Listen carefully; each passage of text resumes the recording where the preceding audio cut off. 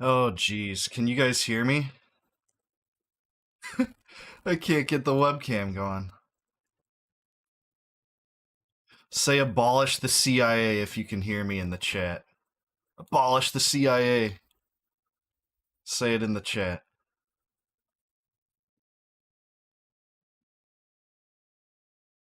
Oh, geez. Can you guys hear me?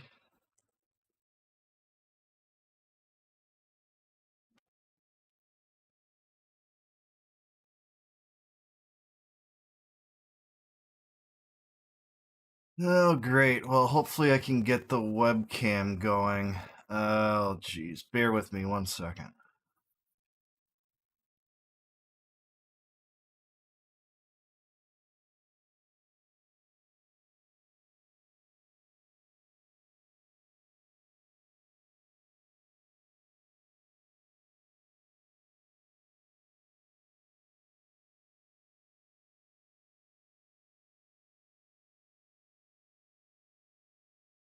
I think we're in business.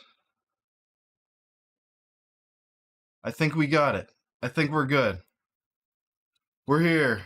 First Liberty Vault live stream. We finally figured it out. That was not the best introduction, right? Live streaming to get started. Start streaming on you. Didn't exactly work the way I thought it would, did it? But that's all right. I thought I'd live stream just as a kind of change of pace. It's something that I'd think about doing more frequently if it's popular, if people want to see it. You know, this channel, primarily I'm reacting to prominent commentators on the stories that I like to cover on the deep state, foreign policy, Israel, Epstein, etc. You guys know the drill. If you're here, you know. You know perfectly, right? But I also thought it'd be fun to live stream. And it'd be fun to take super chats if you want to put them in. I'll read out your question. I'll answer your question. I'd love to have you guys contribute. Looks like the chat's running pretty well already. Want to just talk about these two stories in particular, which are very intertwined, of course. As we all know, as most of you know following the stories, both Marjorie Taylor Greene resigning from Congress in something that was pretty surprising, actually. To me, it was a surprise. I don't know what you guys thought, because I thought that this pushback against Trump on the Epstein story was about the biggest political triumph she's ever had. And it was particularly significant because it had her standing alongside Thomas Massie to take down the most prominent figure on the right, which is the president. He's been bleeding political capital, that's for sure. But he is the most prominent figure on the right. So I saw with this victory something that was kind of interesting.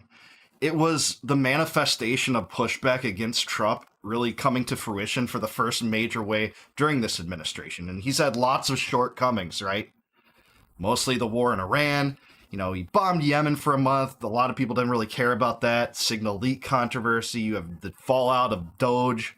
But the Epstein thing's just been eating away at him since July, since he started to try to cover that up. And that's just the truth. And we're seeing that kind of play out in a way that really seems to be affecting Republicans at a time in which no matter what they do, they'll still be willing to tarnish their legacy, and especially Trump and the Trump administration, to adhere to Israel first, no matter what. No matter how much support Trump just, completely loses over this whole thing, over and over. No matter what it is. It's the Pollard thing with Mike Huckabee meeting with Pollard, a convicted Israeli spy. It's allowing Israel to bomb Qatar. It's the Epstein cover-up. It's drawing us into a new war versus Iran. It's calling Netanyahu a war hero, as Trump does. It's continuing to pour in aid to Israel while America suffers. That's what we get here. So I'm just looking at the chat here. MTG 2028. All right, yeah, I mean, that'd get me to vote for once in a federal election. She said, F this, I'm going home. Yeah, back of beyond, you're right. Never saw it coming, MTG, but family threats. Yeah, the thing about threats in MTG, that's the thing that's interesting to me. A lot of people in my comments sections are saying, oh, she got threatened. And to me, it's like, yeah, but that's not really a surprise. If you go against Israel in any way, in any way in Washington, you're going to get threatened. And it'd be before she starts voting against Israel, by the way. It'd be when she first got into Congress, she would have been threatened by Israel.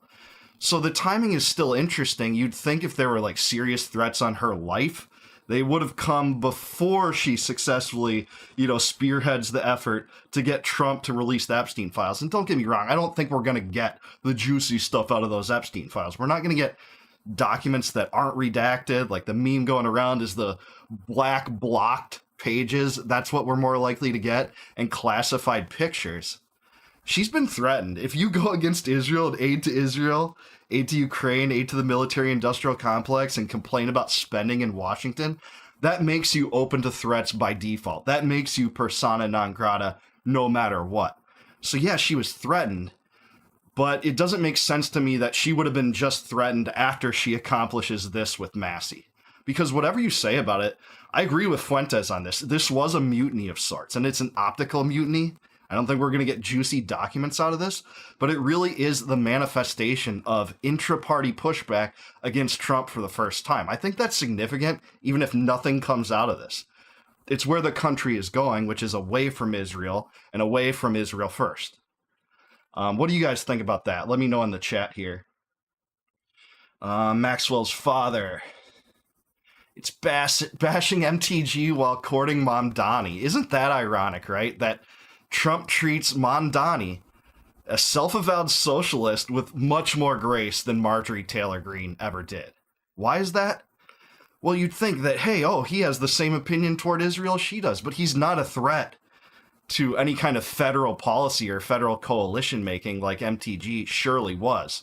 And MTG had become more popular in terms of the ideas that she was backing, along with Massey, than Trump himself. And that's something that Trump hasn't really seen that much. For this much of Trump's own support base to go against him is really significant. I think so. Let's see. What about Candace Owen? Owen in the singular. I love her. Think she's great. She has the right to do whatever kind of investigation she wants. I don't agree with a lot of it. She's downright heroic, though. She's downright heroic on Israel. And who can blame investigations of that sort? We can't trust the FBI for anything after Ruby Ridge and Waco and COINTELPRO and FBI entrapment schemes. Like, I can't blame anyone for wanting to get the truth out of this story where there is a lot of holes in it, no matter what you think, no matter if you think Tyler Robinson is singularly culpable or not.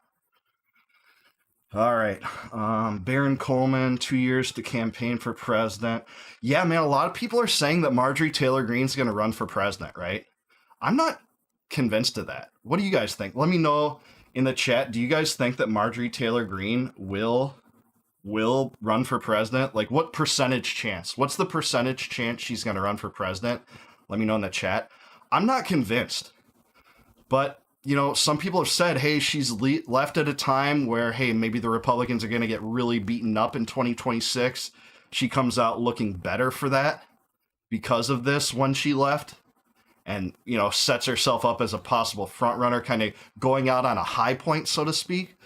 But her resignation letter in kind of video didn't seem to suggest like she was really trying to ride on that triumph. She was pointing out some things that she was kind of distraught by. And I posted a few of the things that I thought were most significant on Twitter. There was one part of her resignation letter in general that I thought was really interesting. Someone saying governor of Georgia. But I'm going to pull this up. This is my favorite part of her resignation letter. I think you guys will be able to see right here.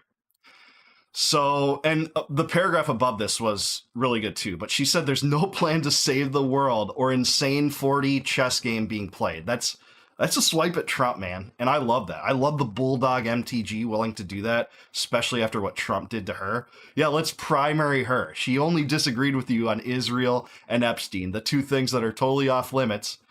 If you oppose Trump on the H-1Bs, he doesn't attack you, as Marjorie Taylor Greene did, and others do, but he doesn't drag them. But if you buck the Israel first mentality in Washington, you do. But anyways, going on, when the common American people finally realize and understand that the political industrial complex of both parties is ripping this country apart, And not one elected leader like me is able to stop Washington's machine from gradually destroying our country. And instead, the reality is that they, common Americans, the people, imagine that, not the elites, not the technocrats, not the bureaucrats, possess the real power over Washington. Then I'll be here by their side to rebuild it. Kind of opening the door for future potential political activism.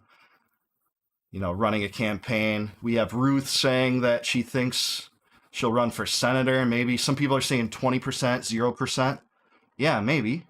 That's lower than I think, but I don't know that she'll run. And what's more interesting, too, is will any of the frontrunners actually want Trump's endorsement at that point? On this trajectory, no, but that's in 3 years. You know, she'll be in like 2 years by the campaign season, but who knows what can happen.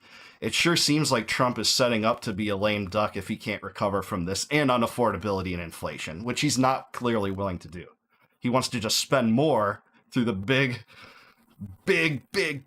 beautiful bill, big in terms of expenditures, $5 trillion new dollars to the debt, and not doing anything about inflation, and just saying, oh, the CPI shows inflation is down. Well, when they say inflation is down, what they mean is the dollar is still being debased, but it's debased slightly at a slightly slower rate than the fastest rate in human history, which was in something like 2021. It's still being debased. It has been since 1913 and the advent of the Federal Reserve. The dollar's now worth about 3% as it was then. And the CPI doesn't even take into account all the inflationary industries. So Trump hasn't been willing to do anything about that. You guys actually believe Trump? No, you must be new here. And people that see my comment section just automatically think, you know, if I criticize the Democrats, I'm by default a Trump supporter. If I criticize the Republicans, oh, I must be some socialist. I think those people generally have their mind locked into a left-right paradigm, which is a prison. It's a prison of the mind. What state do you live in? Georgia? No, I'm in Tennessee, actually. I'm in Nashville. Love Nashville, by the way. What are your views on J.D. Vance? I can't stand him. I think he's a total fraud and charlatan. He's Israel first. He's tied intricately to Peter Thiel and the Palantir machine.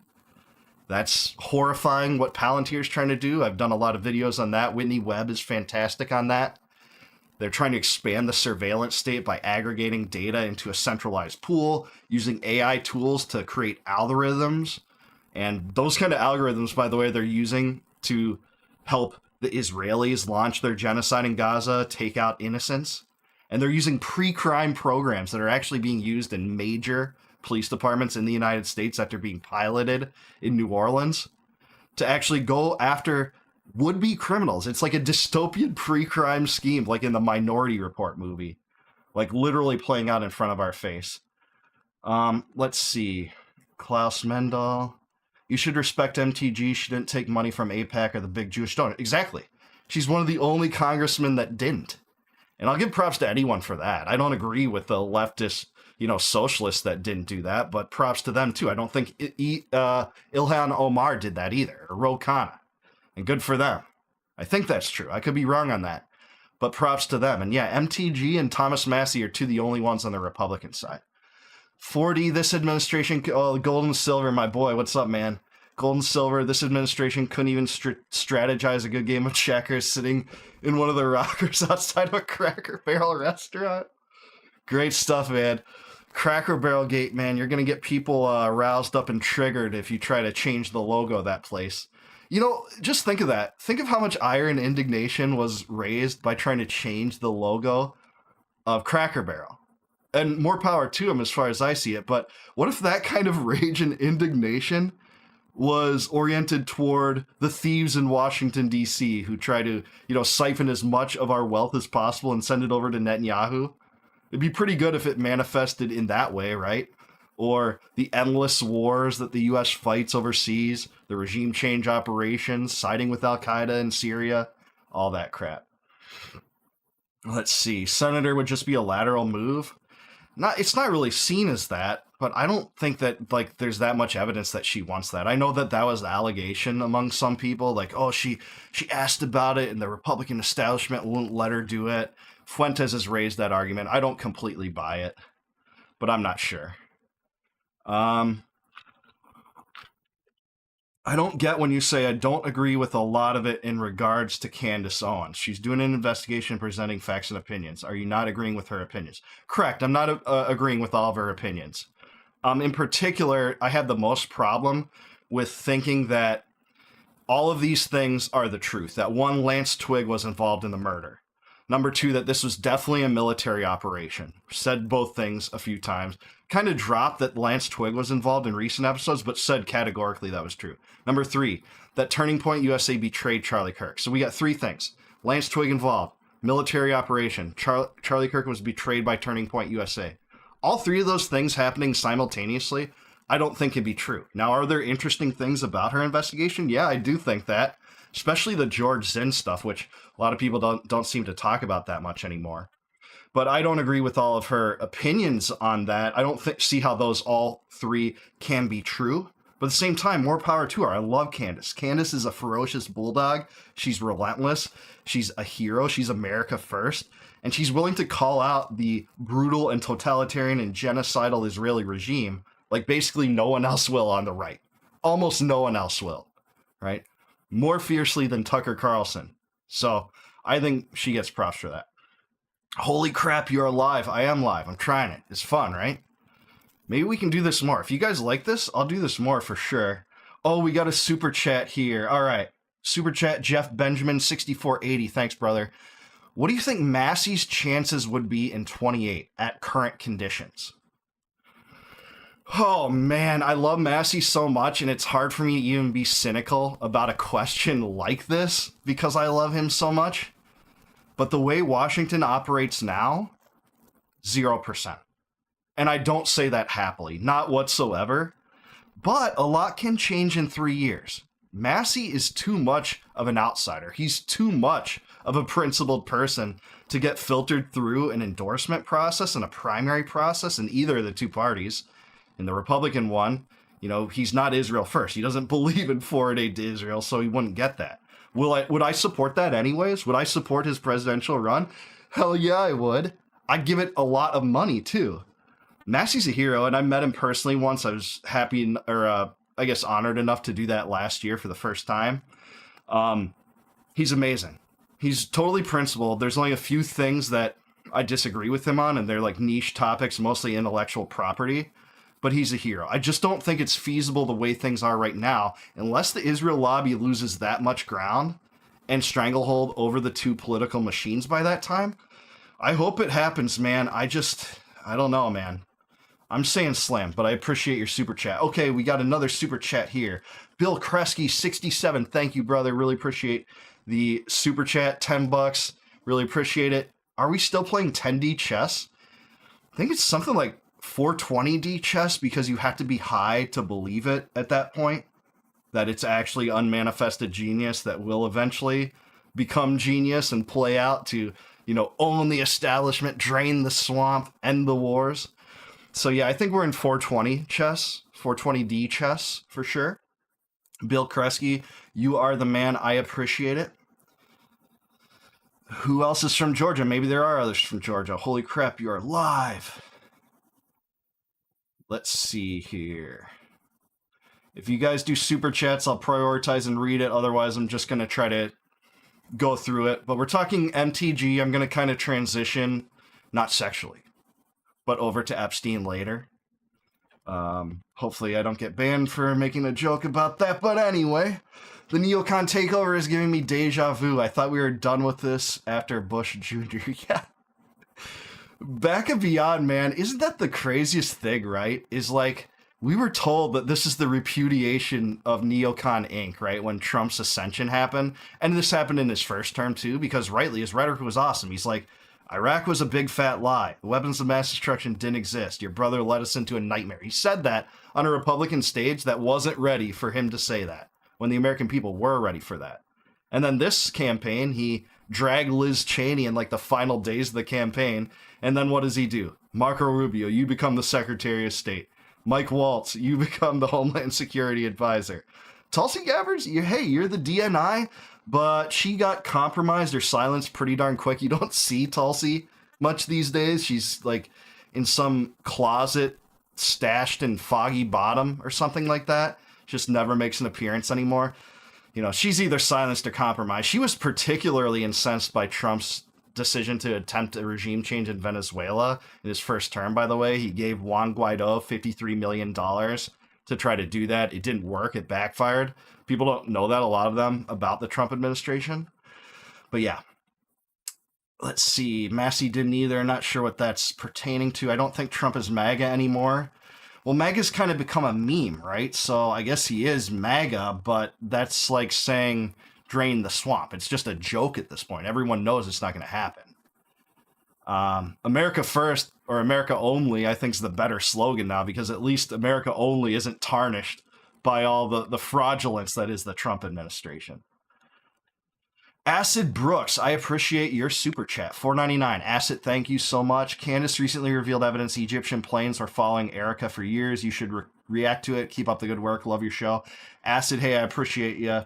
I haven't kept up to speed on that angle very much. Maybe I should. I've watched most of Candace's episodes, but I've kind of been paying attention to some other stories over that one recently. Maybe I'll look into it. I'm not just closed-minded on it.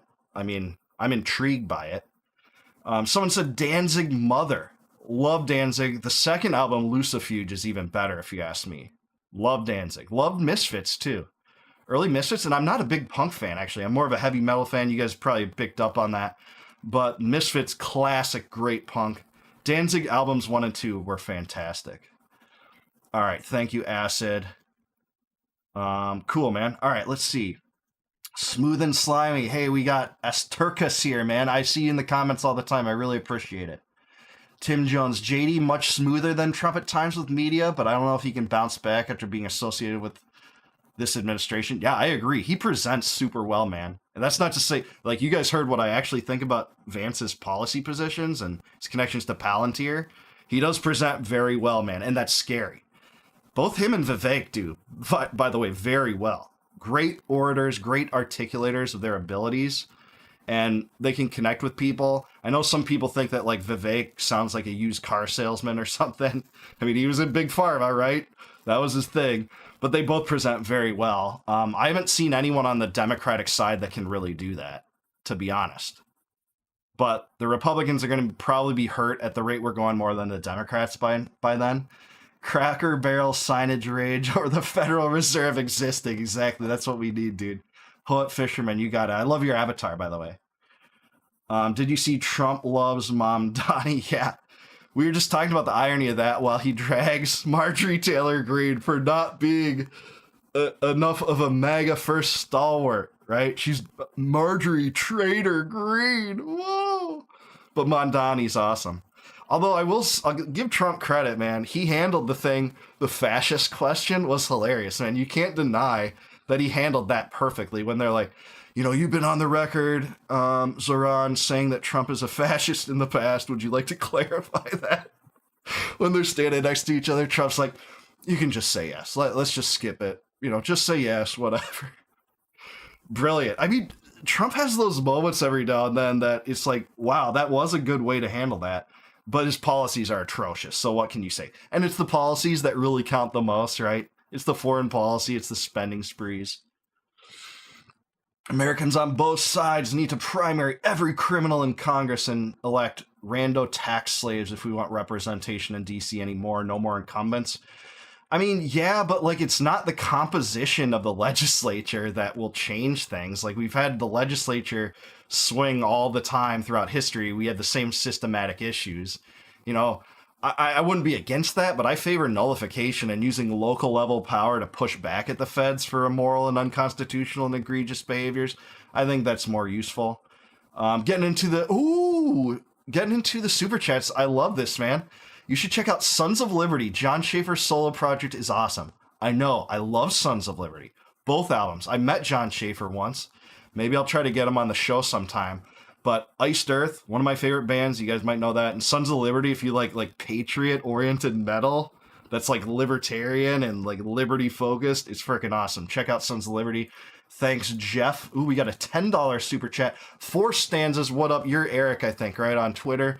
Love you, brother. Thanks for the super chat. What was the impetus that changed your neocon outlook toward a libertarian one? Wow, thanks for the question, dude.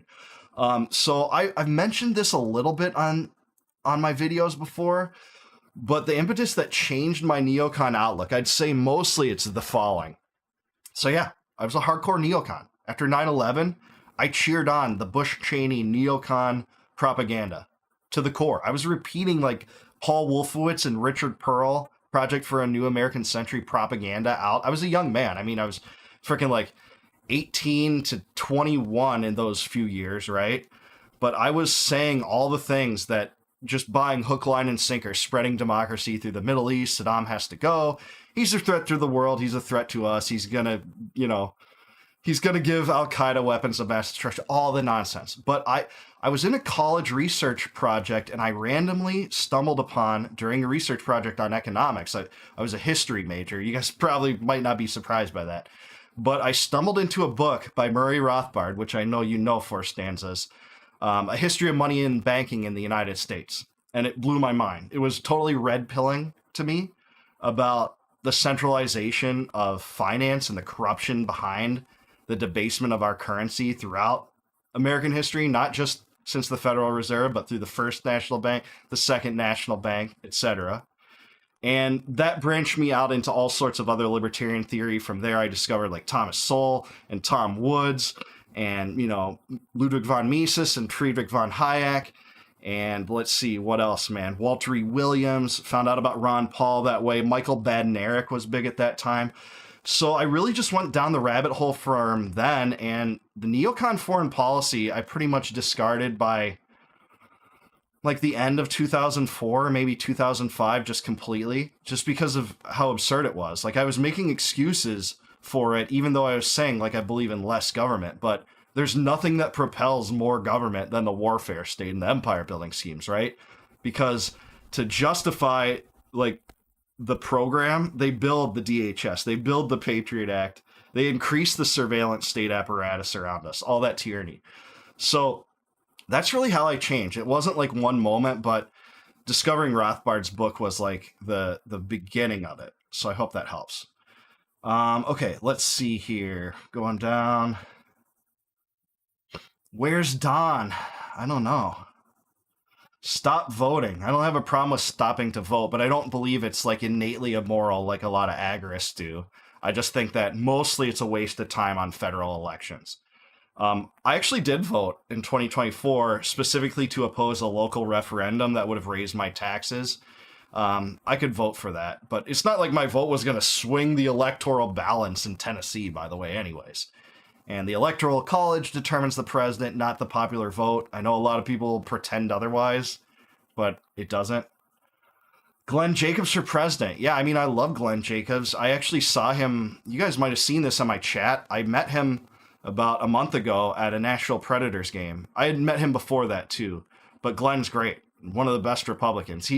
My parents live over near Knoxville, and he's their mayor. So I'm kind of jealous that like they're his constituents. It's pretty badass. Why not vote third party? I don't have a problem with it. I've supported I've supported the Libertarian Party in recent years, but I just haven't liked their presidential candidates ever. And I did my best as a delegate in the Libertarian Party to make sure there isn't a woke stooge presidential candidate. Unfortunately, there was. I supported Michael Rechtenwald. Maybe not a perfect candidate, but he's very principled, very anti-Zionist. He created AZAPAC, if you don't know what that is, recently. That's a political activist action committee that is going to go after and target Israel First legislators and oust them. It's bipartisan, like on the left and on the right, just supporting candidates that won't, be Israel First and everything. I'd vote MTG and Candace. Let's get this rhino going. If you live in Wisconsin, your house just passed a bill to ban VPNs in Wisconsin. Interesting. I lived in Wisconsin for over 10 years.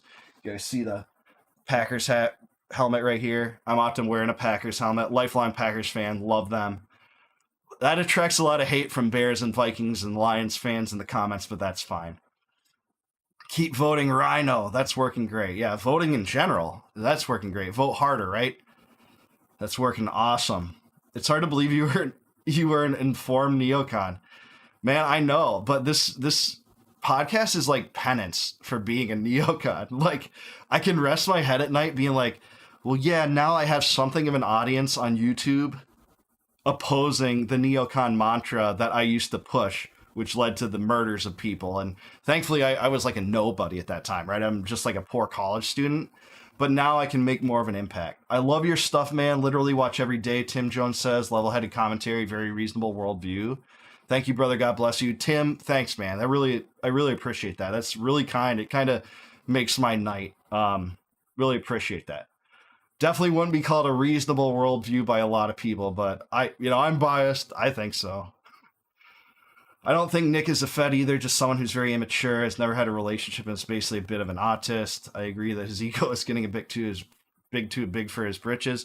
Yeah, it can. Like, to me, the thing that bugs me the most, you guys probably pick up on it on my reaction videos to Nick, is like, he will drag people that agree with him on like every level of policy for not being for that policy in the right way. Like, that's my biggest problem. Like, I can understand if you're going to go, like, him and Cenk Uygur have essentially the same policy viewpoint when it comes to Israel. But, like, he'll be like, well, no, he doesn't get that it, goes deeper into Jewishness. So I don't want anything to do with that loser. Stuff like that. He's done this to Daryl Cooper and Max Blumenthal and Candace Owens. And in the past, Dave Smith, they've kind of patched it up. Tucker Carlson. You guys know. That bugs me because it's like, if you really want to undermine the Israel occupied government and Israeli influence in the United States, I don't think you drag those people for being not good enough against the same thing that you're already against. Like, it doesn't behoove us. It doesn't help us. It doesn't like create the kind of conditions for which you can undermine the Israel lobby. But that said, man, Nick has it right on terms of the policy prescription when it comes to Israel. I think his take on the Epstein files was just about perfect too. We have disagreements. You guys have seen some of those. Really love the show. Keep up the good work. Diopera Studio, thank you. By the way, if you guys have put super chats in, I'll prioritize your messages. I'll answer those. We're talking mostly Marjorie Taylor Greene now. I'll answer other questions, but then we're going to transition into Epstein files a little bit too. I've talked about that, but there's more there.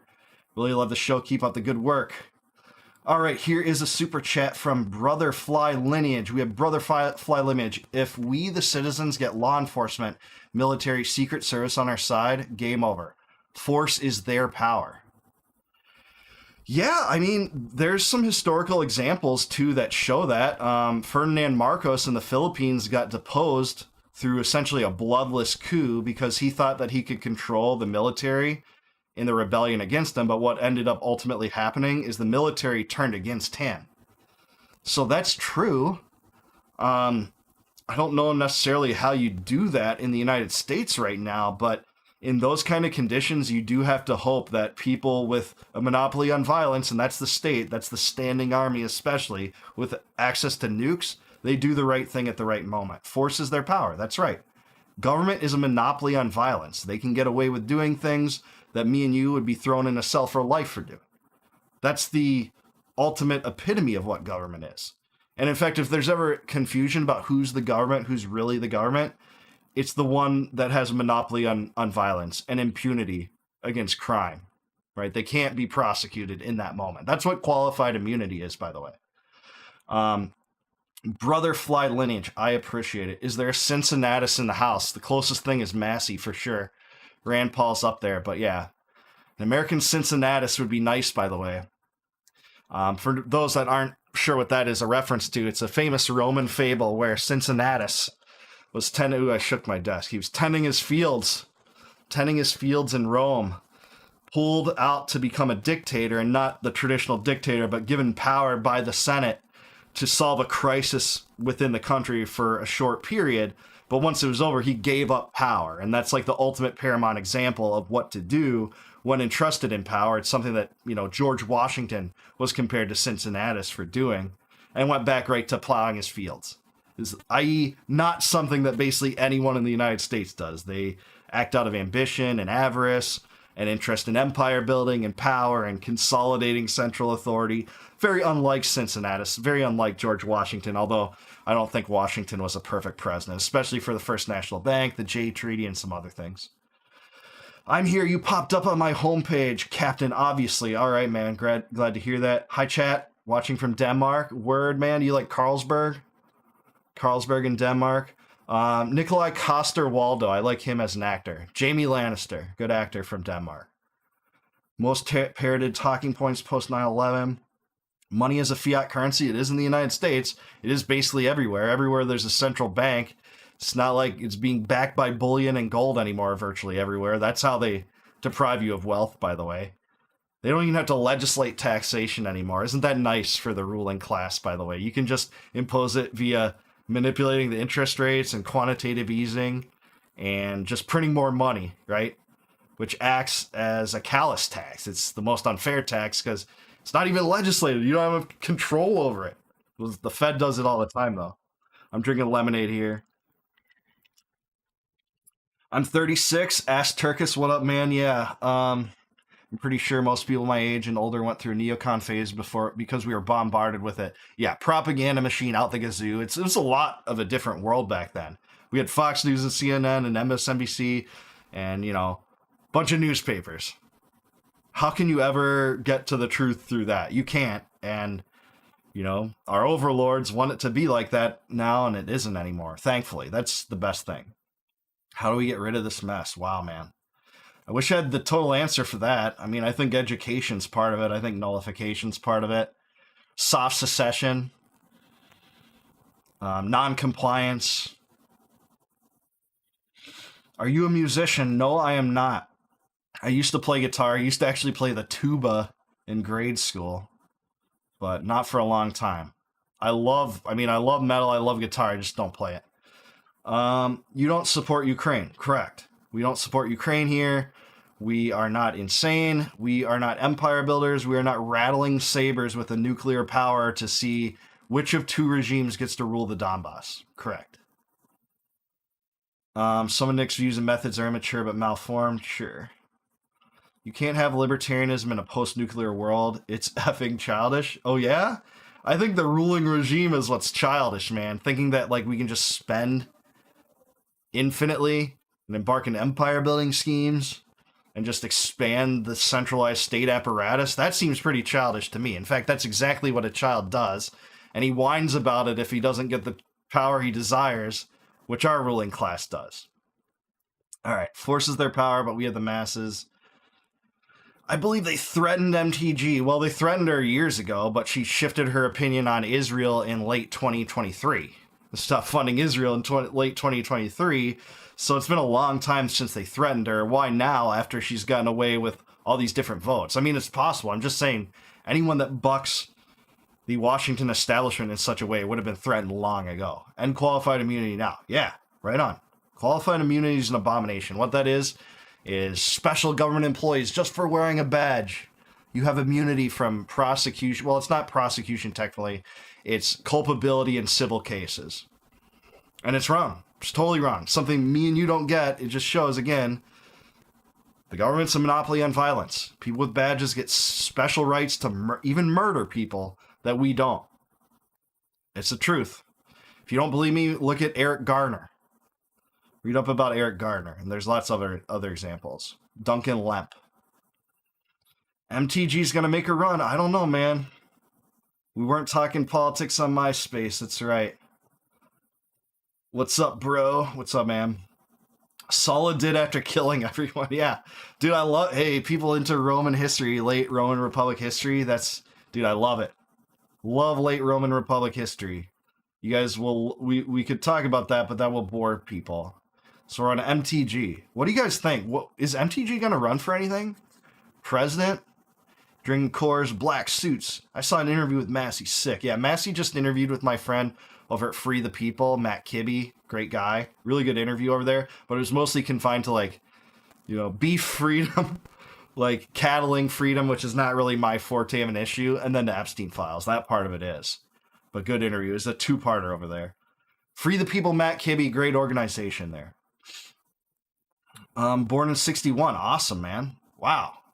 If I wind up moving to Tennessee, I'll hit you up. We can hang out. Word, man. Tennessee rules. Nashville is sweet. Nashville is a really cool city. It's kind of a party town. It's kind of like a little Vegas. If you like bachelorette parties and bachelor parties, it's your kind of place for sure. But yeah, it's also, what can I say? It's becoming more and more expensive. Property is becoming more expensive now than when I moved in. My property taxes is something like 100% more since I moved in down here. I happen to unfortunately be in the county with Nashville. But it's a great place to live, man. Stand your ground laws, no state income tax. That's awesome. There's a lot of other generally freedom-based laws in, relative to other states. There's other states that have comparable ones, but this is a good one. Less funds for foreign nations. Yeah, I totally agree, King. Totally agree. Totally agree. What do I think of Kash Patel? Complete charlatan. I'm still waiting for him to eliminate the FBI Hoover building and replace it with a museum to the deep state. Don't think that's going to happen. I think we're going to have to hold our breaths a long time for that one. Completely botched, not even botched, was complicit in the Epstein cover-up. That's his worst thing. But they can focus on anti-Semitism and tracking down and apprehending vile anti-Semites and prioritizing that. But can't, prioritize actually shutting down the deep state, maybe eliminating mass amounts of federal employees, like you said in the Hoover building. Never going to do that. There's this idea that you can just reform the deep state. Like the same organization that those guys drug for undermining Trump through the Russiagate hoax and the Russiagate scandal, saying that he was essentially a Putin asset, a Putin agent, said Kinzinger, who, even though they said that, was giving weapons to Ukraine, was withdrawing from the INF, was slapping new sanctions on Russia. It had the dual purpose of trying to frame him for treason and antagonize Russia and endorse bellicose behavior toward Russia. And it got us into a proxy war. And that war essentially started in 2014 when the CIA and the State Department, headed by Victoria Nuland and company, overthrew the Yanukovych government. That's really when the war started. Will Trump's failure reignite right-wing populism movement or push it back to neocons? Wow, that's a great question, man. Jesse, you have the question of the day because I'm not sure. I think that it's more likely to push it back to neocons. Right now, neocons, like, partially they don't have a home. Like, Bill Kristol just straight up is like, all right, I'm going to the Democrats. And some of the classic neocons just did that because the Democrats support, like, they got co-opted by all the neocon foreign policy ideas. But then you're also seeing those ideas put forward by the Marco Rubios and Mike Waltzes of the world right now. So it already almost seems like there is a pushback to neocons to me, if you watch this administration. But I think that's much more likely than to produce a populist movement, a real populist movement. But the Epstein thing gives me hope. And like I said, I think we're going to get redacted documents. I don't think we're going to get the truth. We're going to get a lot of classified documents, that don't see the light of day. But optically, that is a big deal. Like, that was a populist pushback against a supposed populist right-wing president, right? Building a system of centralized coercive authority which naturally attracts self-centered power seekers and then expecting positive results is objectively ridiculous. I mean, I agree, but at the same time, I know, like, a lot of my viewers are, like, diehard dissident leftists that I really respect in terms of foreign policy, too, that really want centralized power. But I do think that that's inconsistent with any kind of government that favors individual rights. Like, you can't have a giant domestic government but not expect it to indulge in empire building schemes. That doesn't happen. At least in the United States, it hasn't happened. And if you have a world empire, it's going to manifest in big government in the United States to support it through the deep state because they need propaganda to support it. That's what CIA psyops are all about. That's what Operation Mockingbird was all about. They know they need it because people aren't willing to swallow wholesale, wars just on face value. You need to be propagandized. That's what 9/11 showed. That's what Ukraine showed. That's what the whole Israel First mantra has showed over time.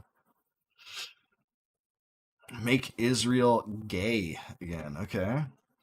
Interesting. John Stossel 2028. He's pretty cool. I've never met him. How's Memphis? I'm not a big fan of Memphis, man, but you can see Graceland. That's pretty cool. There's a lot of rough parts of Memphis I don't really like. Go to Gatlinburg. Hey, that's a big touristy place. People love Gatlinburg. Will Ben ever debate Nick, or would Ben rather debate Dave Smith? I don't know. Who I think he'd prefer to debate Dave. Well, I don't know, man. I mean, he's clearly afraid of both. He's not going to debate either, and we all know why. He'd rather shriek blood libel and Jew hatred and anti-Semitism and, Israel has a right to defend itself and not actually debate on the issue he supposedly is the best at, or that's his chief focus. He's been, I think it's fair to say, a fanatical supporter of Israel as his predominant issue for his entire lifetime. I guess he's, anti-wokeness.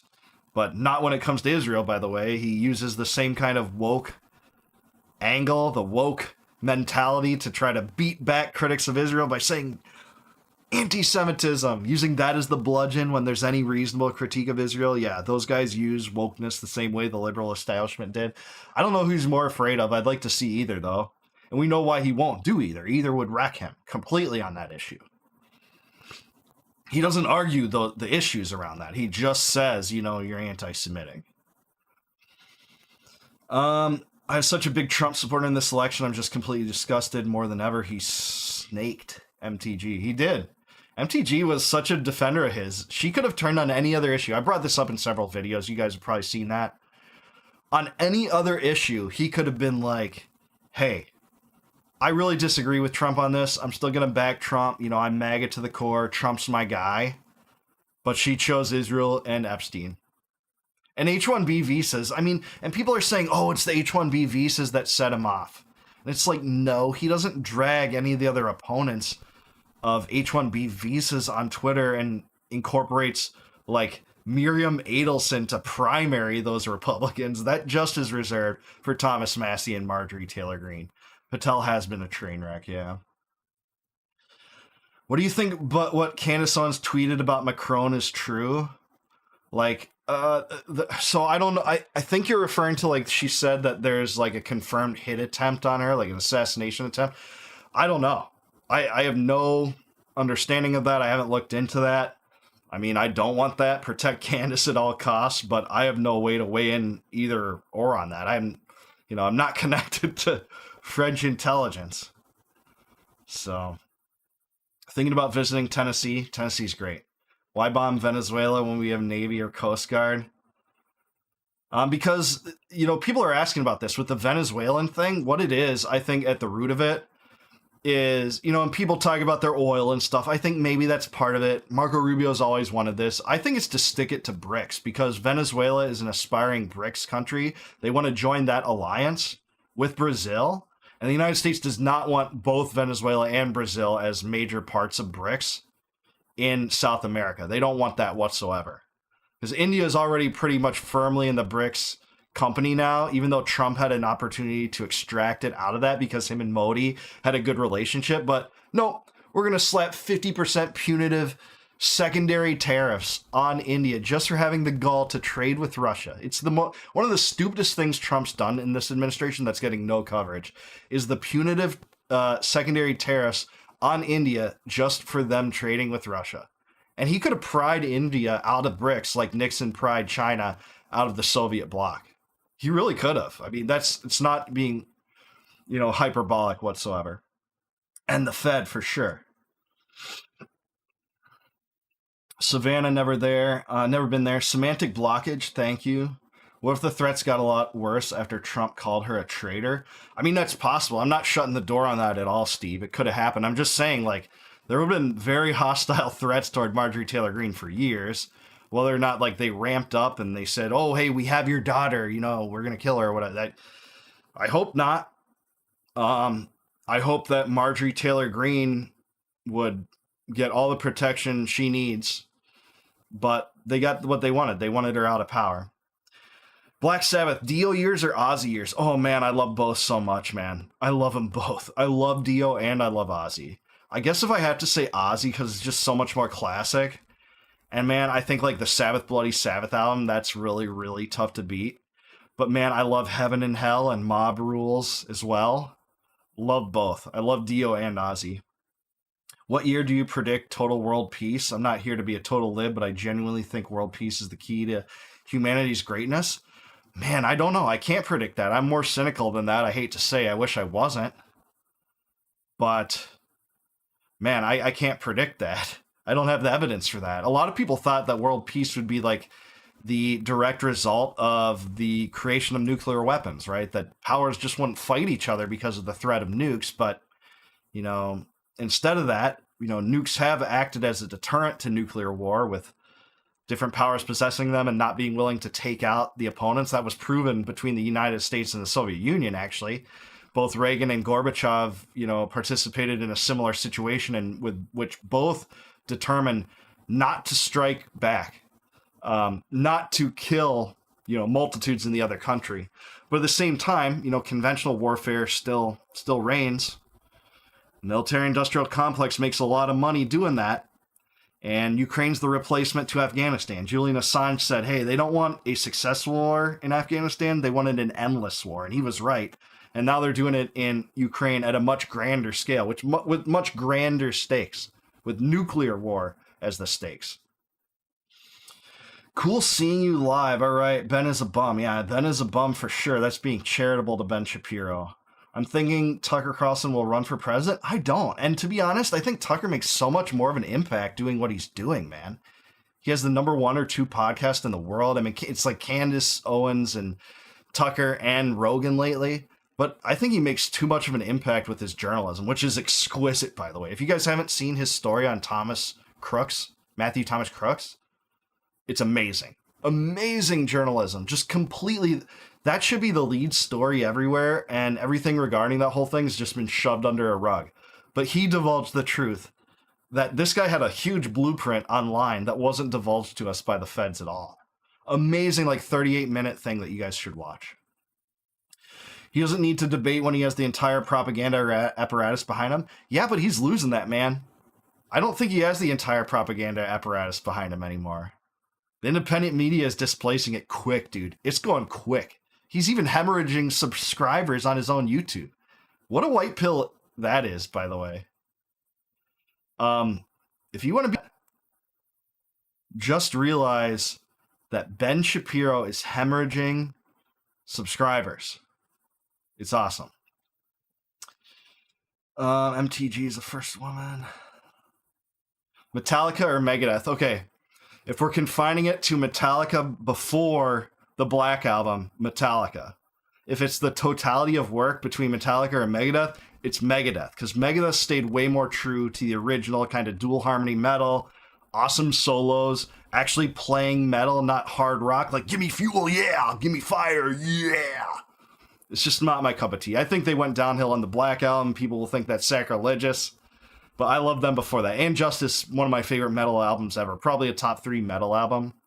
Love Master Puppets, love Ride the Lightning. But Megadeth in the totality. Dave Mustaine lives in Nashville, by the way. I've never met him, but that's what I think. 4 times Defunky. I appreciate your support for the channel, by the way. I'm a lefty. I'm surprised how much the two sides agree on things that we need to work on coming together to get the really important stuff fixed. Yeah. JLM, I totally agree. Especially foreign policy and deep state type stuff, censorship type stuff. I can align with left-wing dissidents all the way to communists. I'm willing to do that. I believe in the Frederick Douglass mantra that I will align with anyone to do good, but no one to do bad. And that goes for anyone when it comes to opposing, you know, the military-industrial complex and the empire-building schemes, for sure. Don't have anything in common with dissident leftists on economics, but that's fine. I can leave those things on the table. Maybe we fight about that another day. But for now, let's have this amazing, groundbreaking coalition to oppose the Israel lobby and the Israel first attitude toward foreign policy and all the nefarious things that brings. Totally agree.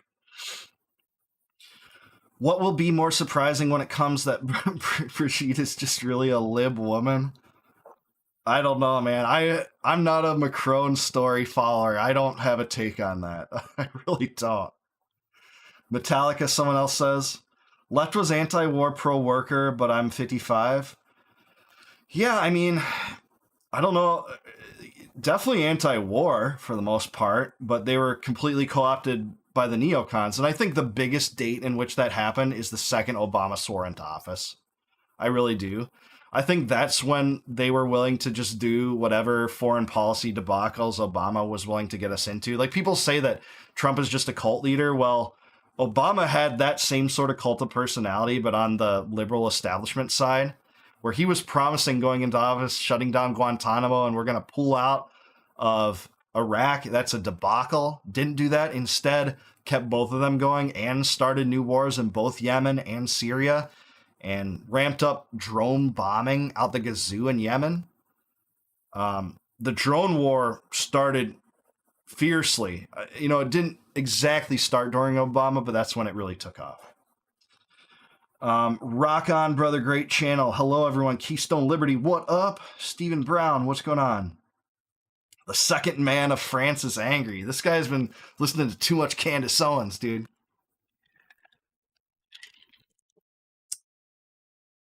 Tucker is a national treasure. I agree. And I don't agree with Tucker on a lot, especially economics, by the way.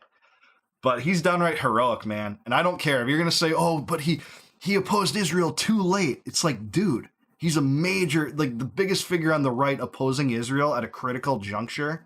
Yeah, he was more late than me too, but I'll take that. I'll take that alliance. And what it brings, the people on the right being exposed to that, it's just too invaluable to scoff at. I just think it's too autistic to be like, well, he turned against Israel too late. It's like, dude, that's really significant. Really significant. Never happened in my life. I mean, look at what happened to Pat Buchanan and Ron Paul. They ruined those guys forever. They called them anti-Semites till they were blue in the face on the right. Just watched your other video, and yeah, Trump is a huge disappointment. Indeed. Even for us with no expectations, I didn't vote for Trump in any of his campaigns, all three. And I had low expectations for Trump. Even with my low expectations, it's even worse than I thought, because I actually thought that we would draw back a little bit more than we have in Ukraine. I didn't think he'd do it day one or anything like that. But that's the one I just think is absurd. I knew he'd be a spendthrift. I knew he'd be Israel first. We all knew that from his first administration, those that followed him. Epstein scandal, I didn't really see that coming like this, actually, because they were promising so much in the campaign season, and those are the guys that he elevates into his cabinet. And then those are the guys, after promising, we're going to get to the bottom of this, Dan Bongino going on every podcast, and then they just decide to cover it up. And by the way, Kash Patel and Dan Bongino, we're going to sit next to each other, act like we're being held hostage by some terrorist group, and be like, I looked at the Epstein file, and he killed himself. I'm telling you, you can trust me. He killed himself. What a weird video, man. What a weird video. 6 hours of evidence from the Candace show, and you will never be convinced me that is a chick. Yeah, I mean, I don't know. That story doesn't interest me at all, other than the fact that, yeah, it's a little weird when there's a foreign head of state suing an American podcaster, even if it's like salacious or controversial. That's really weird. That aspect of it is something that I'd be willing to stand up for Candace on, like the globalist slander lawsuits from heads of state to podcasters. That's a terrifying precedent, actually. And I'll stand with Candace against that all day. Hi, Jose. Jim, yeah, man, war and continuous war is evil. Thank you for your answer. We need to feed people instead of feeding war. People want peace. By the way, much love from Scotland. Word, man, I can get behind it. Distant right-wingers, distant left-wingers will have different opinions on how to feed people better. But that's a message I can freaking get behind. And I'll be real, man. Like, when it comes to if I had the choice between spending money on endless slaughter of people in Gaza or literally just spending it to help people in need in the United States, it's the latter all day. Do I believe in centralizing power to expand the welfare state beyond what it is? No. But at the same time, endless war and empire building is the worst government program because it's a mass murder machine. Like, it doesn't get worse than that. So, yeah, I'm with you, man. I'll align with the left-wing dissidents on that stuff. Rogan doesn't announce flights in other countries because he would either have to register as a foreign agent or risk an international incident. Interesting. Didn't know that. Play by the rules. Thanks, man. Yeah, metalheads here. This is the Metalhead Liberty channel, I guess. Lots of people have commented on that in my comments. It's great. Like, they like my Amon Amarth shirt or my In Flames shirt or my Opeth shirts or Ozzy or Pantera or Velvet Revolver. I love classic rock too, early 90s rock. I love like Pearl Jam, Soundgarden, Alice in Chains, that kind of stuff too. 4 times the funky, thanks, man. I really appreciate you supporting the channel as a member, by the way. If you guys want to support the channel as a member, you can click the join button down below and join. If you do that, you get access to all my videos before they go live to the general public on YouTube, by the way. You can see how many times I've said that. I have that totally memorized. You guys may be laughing if you watch my videos. Yeah, give me fuel. Yeah, give me fire. Yeah, give me that. Ooh, what I desire. Yeah. I was in the snake pit when Metallica came to Tampa. So cool. Yeah, man. Last time I saw Metallica was 1999, dude. I was a freshman in high school. 1999 was the last time I saw him. Great show. Target Center in Minneapolis, Minnesota. I lived there as well for many years. Grew up in not rural. I grew up in suburban Minnesota. Some of you guys probably can tell by my voice. But, yeah, I haven't seen them in a long time. Thoughts on historian Brian McClanahan and paleoconservatives? Absolutely love him. Brian McClanahan's my personal friend, and I've contributed articles to the Abbeville Institute that Donald Livingston started up, and Brian McClanahan is intricately connected to. Brian McClanahan, guys, if you don't know who that is, one of the most brilliant American historians in the world. Probably one or two. It's him and Kevin Gutzman, if you ask me. Gordon Wood is up there, too. It's those three. Gordon Wood, I don't know him. He's an academic with, very old now. Put out amazing books. But other than that, it's Brian McClanahan and Kevin Gutzman. Amazing. Love paleoconservatism, by the way. Love it completely. Nisbet and, man, I love Weaver. I love Pat Buchanan, the classic neoconservatives. I love Robert Taft. The paleocons are great. Again, I wouldn't see economics similarly to them, but heroic in terms of foreign policy before many people now are heroic. Pat Buchanan basically got his career ruined because he said that Capitol Hill was Zionist-occupied territory, and I think that's an understatement. I think he's right. I think that was just based. He said that the forces willing to create war in the Middle East and wanting to draw the U.S. in are Israel and its Amen corner in the United States. Again, totally right. Love the paleocons. Bro almost said Dave Smith. Yeah, I did earlier. Load album, man. You want to ruin my night by talking about the Load album. Yeah, smash that like. Lizalan, I appreciate you for encouraging that behavior. Smash that like down below. Let's be Tim Pool. Smash that like button. Subscribe if you haven't yet. Ian Carroll's great too. Yeah, I love Ian. I'd love to meet him. I walked past him because I was speaking at the same event he was last summer in DC, and I never got a chance to talk to him, but I like Ian too a lot. Ian's a good guy. What I like about Ian so much too is like he gets into a lot of conspiratorial subjects, but always when he's raising it, he's like, this is just information we should pay attention to. It might be a lead. It doesn't mean like I'm jumping to the conclusion like this has to be the theory, and if you deviate 1%, you're control opposition. He's not like that at all. Very open-minded guy. I really appreciate. Like his conversation with my buddy Clint Russell and my buddy Dave Smith, like that was a great conversation on some of that kind of stuff. If you want to look at Clint's channel, Liberty Lockdown, they had like a several-hour podcast in which Dave had drank too many whiskeys, but it was a good podcast. Trump was asked if he'd forgive MTG, and he basically went on to say the reason he attacked her was because she sided with Massey. Yeah, I've seen that video. He said she decided to side with the worst congressman in U.S. history, Thomas Massey. Dude, this is such a joke. It's just 4D chess at this point. We all see what this is. It's Massey and MTG standing against Trump's spendthrift attitude, Israel first mentality, and Epstein cover-up. It's those three issues. You can deviate on any other issues than that. As a Republican, you won't be ruined. You will draw the ire of Trump and the establishment if you don't. Or if you do on those issues. Not metal, but Paranoid hits hard. Paranoid, the Black Sabbath album? That's metal. That's early metal, but great album. That's a total classic. One of the greatest classic metal albums ever. Let's see. Budapest Memorandum. Yeah. I don't have much to say about it other than what other people have said about it. Much love for recognizing my messages. Dude, just Jim, no problem, man. Smash the like. What do you think of Kamala Harris? She would have been a total deep state puppet, just like Biden. If you didn't like the Biden administration, you wouldn't have liked Kamala Harris. She would have done the exact same thing. She would have been controlled by the same people. She maybe would have ramped up the Ministry of Truth stuff even more. It seemed like that was a more powerful pitch on her and AOC and Hillary Clinton and John Kerry's parts and Tim Walz in the last months of the campaign. But I think that her presidential administration would be indistinguishable from Biden's, and thus almost indistinguishable from what we have today. That's said deliberately. I mean, that's the state in which we're at. Is like there's a massive amount of continuity no matter who you elect. As my good friend Tom Woods says, you know, no matter who you elect, you always get John McCain. And that's the sad truth. I don't think you can beat back the federal Leviathan from the inside. I was joking about Rogan, or was I? I don't know. I didn't know that. Lorna Shore, don't know what that is. My dad still has a mullet. Man, I would if I could, dude. Nature hasn't been kind to me, man. I used to have the frickin' metal hair back in college, man. I could headbang.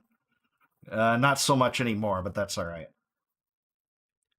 Taxation has proven to be a failure. Time to end it all. I mean, I'm a libertarian, so of course I agree.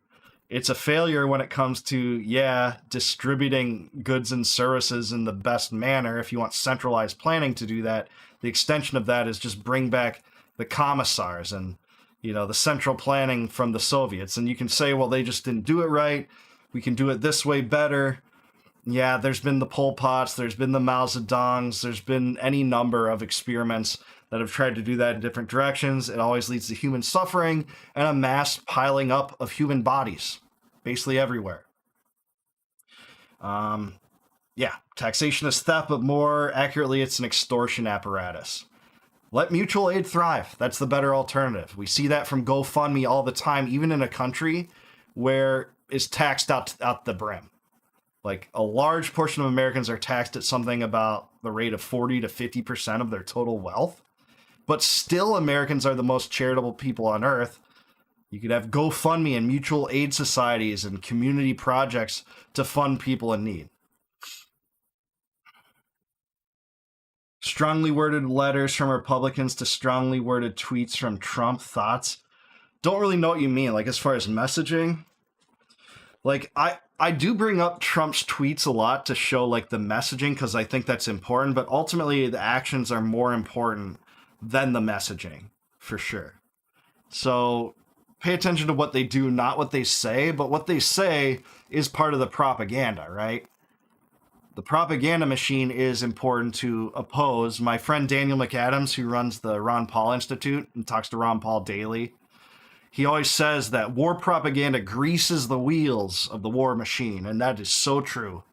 They need the propaganda to sell their lies and control the populace into supporting wars they wouldn't otherwise. Is that a Ruger cap? It's awesome. Yeah, it is Ruger. I love Ruger. Have some of their firearms. Great company. I'm not a huge gun aficionado, but I do like Ruger guns. Christian Jews and all the merciful calling. Have you listened to And Justice for Jason? Isn't that just And Justice for All, but inserting Jason's Newsted's bass tracks into it? If so, yes, and it makes it amazing. Like, And Justice for All should have had natural sounding bass. Lars is a supervillain for trying to squash those bass tracks because they're awesome. And they fit into the album. It would have made the album so much better than it already is, which is one of my favorite metal albums of all time. We become so immune. I saw them in 2019. Is that Metallica you're talking about, James? Snob. Black Sabbath is psychedelic metal? Yeah, it kind of was back then, but Black Sabbath is just kind of considered like classic heavy metal now. Kyle Kuklinski, I know who that is. I'm not a big fan of him. I haven't heard that much, but I've not really agreed with him on anything that I can remember. I think, isn't he anti-Israel though? At least maybe, I don't know. From what I understood, he's just like a very progressive leftist, but I think he supports Ukraine, but not Israel. I think that's right. Saw them in 2019. Not sure. You're talking about 1990 next to 10-year-olds sneaking cigarettes. I used to love Disturbed till I found out he's an unhinged Zionist. I had their first album, man, but I just didn't get into nu metal. I thought nu metal just kind of sucked, dude. Nu metal was kind of like the death of like the good hard rock in the 90s, I felt like. And Disturbed and Linkin Park and those bands like Power Man 5000 and Limp Bizkit, I hated all that stuff. I still do. It's total abominations. I like classic metal more. Love the books, man. What are you reading right now? This is a great book. Kevin Gutzman's book, The Jeffersonians. It's on the presidencies of Jefferson, Madison, and Monroe by my friend Kevin Gutzman. Amazing American historian. Amazing book.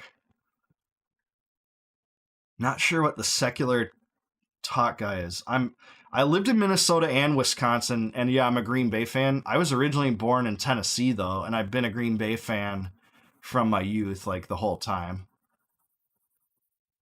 So yeah, I'm a Green Bay fan. Lifelong. I was before I, you know, moved into Wisconsin. Faith No More fan? Yeah, dude, I love Faith No More. I love Phantomas. I love Mr. Bungle a lot. Yeah, I love Faith No More, especially the Angel Dust album. I like them a lot. You guys like rock and metal, man. We could talk that, but I'm more into. I guess I intended this to be more about politics. If you guys leave super chats, I'll prioritize yours for sure. Oh, sick. We just got one. We got an awesome super chat from Avarice33333. My man, Avarice. I'm not anti-juice, but don't think the free pilgrimage to Israel and propaganda lesson afforded to all justice is kind of insidious and perpetuates dual loyalty among them.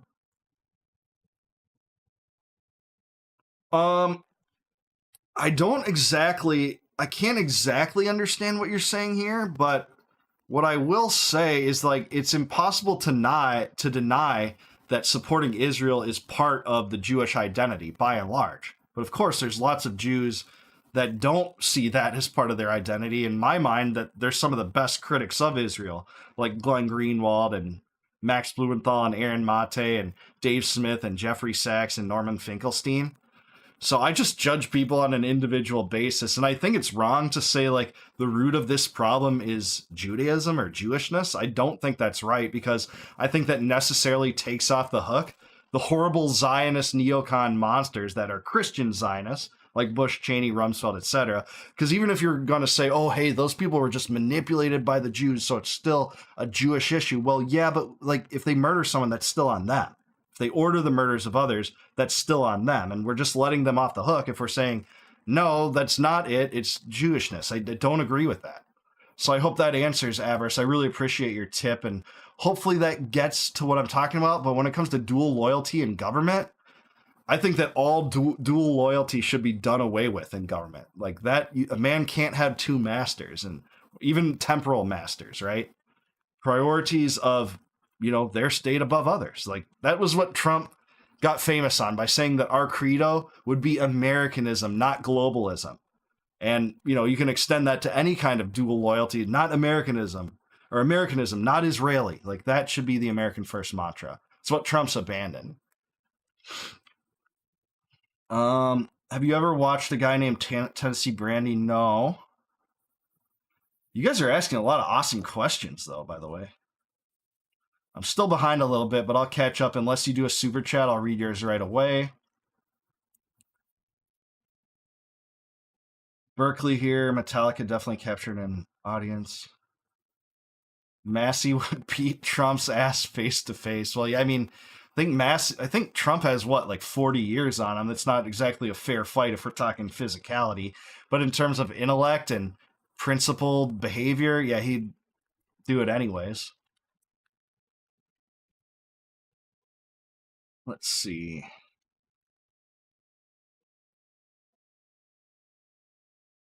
Amen. Yeah, some people talking about the Schofield Bible. Due dissonance, yeah. I met Russell one time. I don't know him well, but I spoke at an event that he did last year. Rage Against the War Machine 2. He was there, and he's great. he works with Jimmy Dore, right? Like, and I love Jimmy Dore. He's great. And I like what I've seen from Russell. I don't think those guys agree with me on economics at all, but they're amazing. Newsom, seems inevitable that Newsom's going to be the next president. I don't think that, man. I think that it's going to be a more open field than Newsom as a shoo-in on the Democratic side. What do you guys think? I mean, I think Whitmer has a chance. I mean, she's an establishment shill too, just like Newsom, but she has less. I mean, she arguably has about the same scandals, but I don't think like the scandals that are against her are going to hurt her as much as Newsom. I could be wrong, but AOC, we might see that. AOC removed the pronouns from her bio last year. So I think we're going to see that, man. I think she's seeing the writing on the wall when it comes to wokeness. A lot of the Democrats have. A lot of the Democrats have shifted away from like this trans kids maniacal stuff that clearly was not the path to like winning Americans over, because that's such a niche thing even on the left. Excuse me. Jan Johannes Smith, thank you for liking the channel or liking the video. Subscribe, guys, too, if you haven't. I really appreciate the support. Like I said, super chats will be prioritized. I will read them first.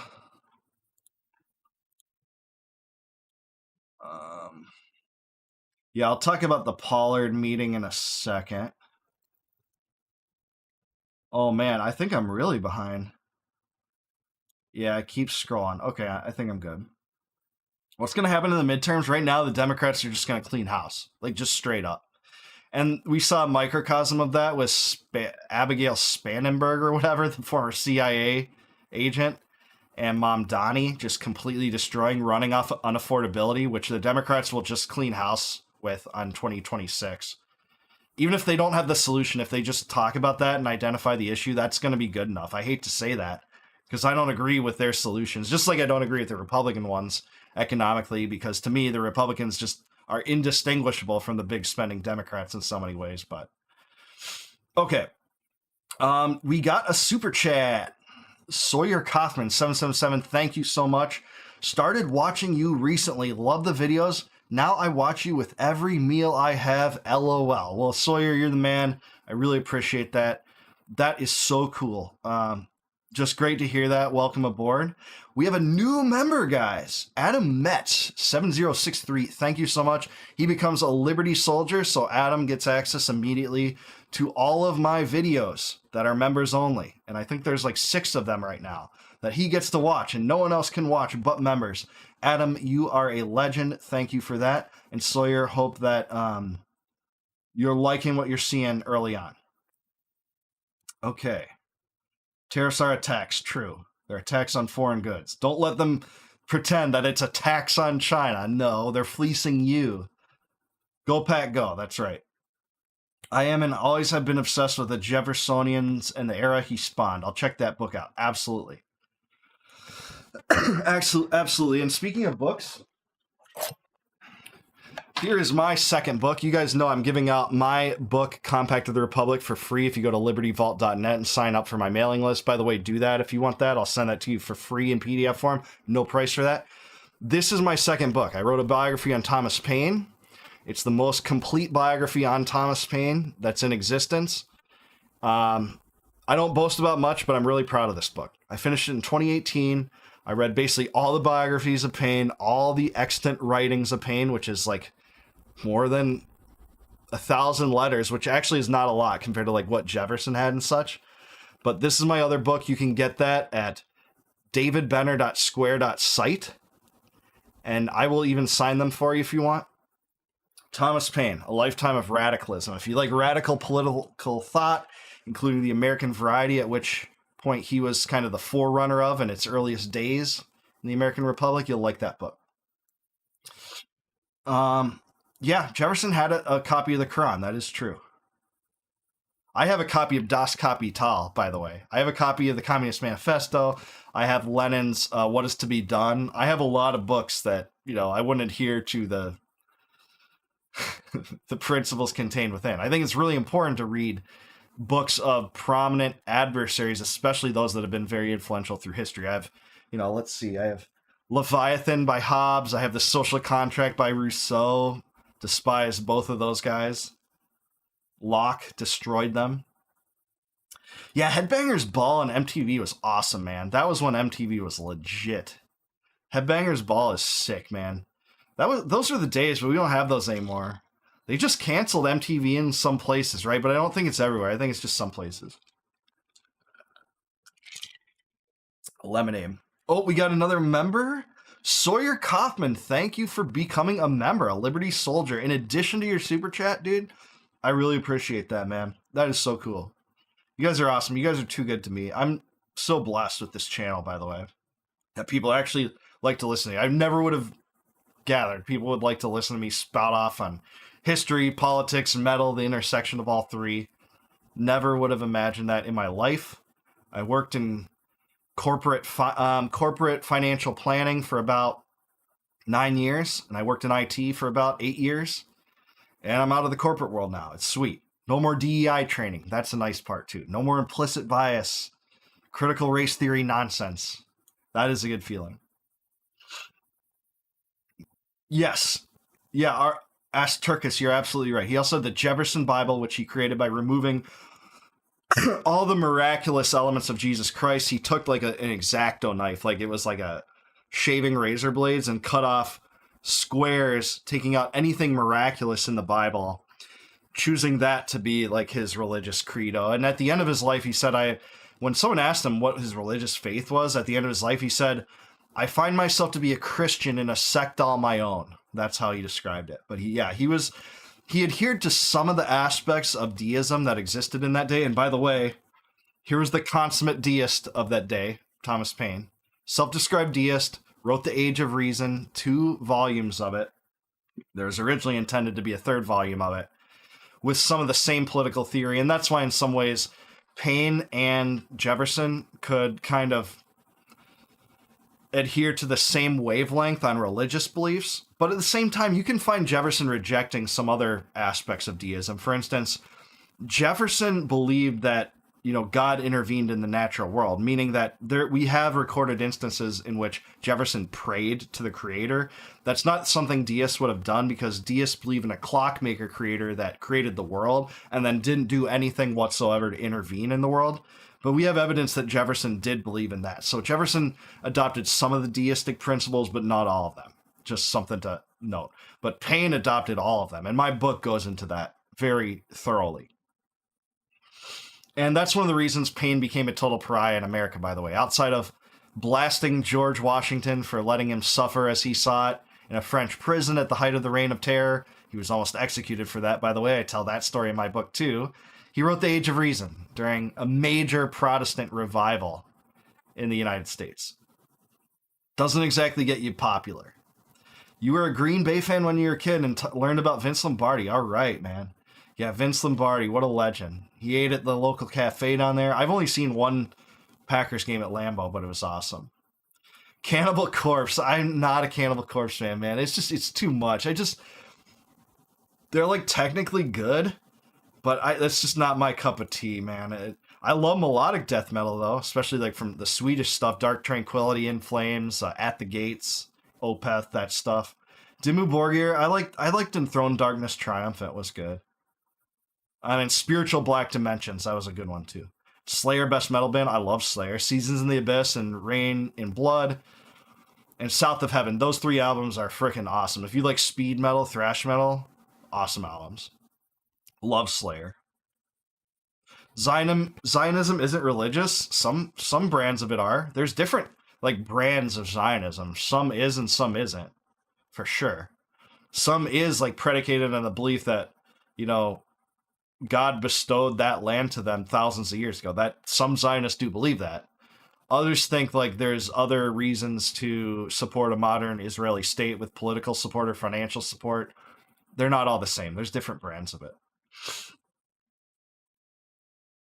Love your channel, bro. Groovy Grover says, love your channel, bro. Been watching for a week. Can't wait for the next Camelot out. Dude, Camelot's sick, dude. I like Camelot. They're not my very favorite power metal band, but dude, if you guys like power metal, I'm a huge power metal fan. Dragon Force, Sonata Arctica, Edguy, I used to love Rhapsody of Fire. Now they're Rhapsody, I guess. Let's see. Nocturnal Rites, bands like that, I love them. Camelot's good too. Oh, who else?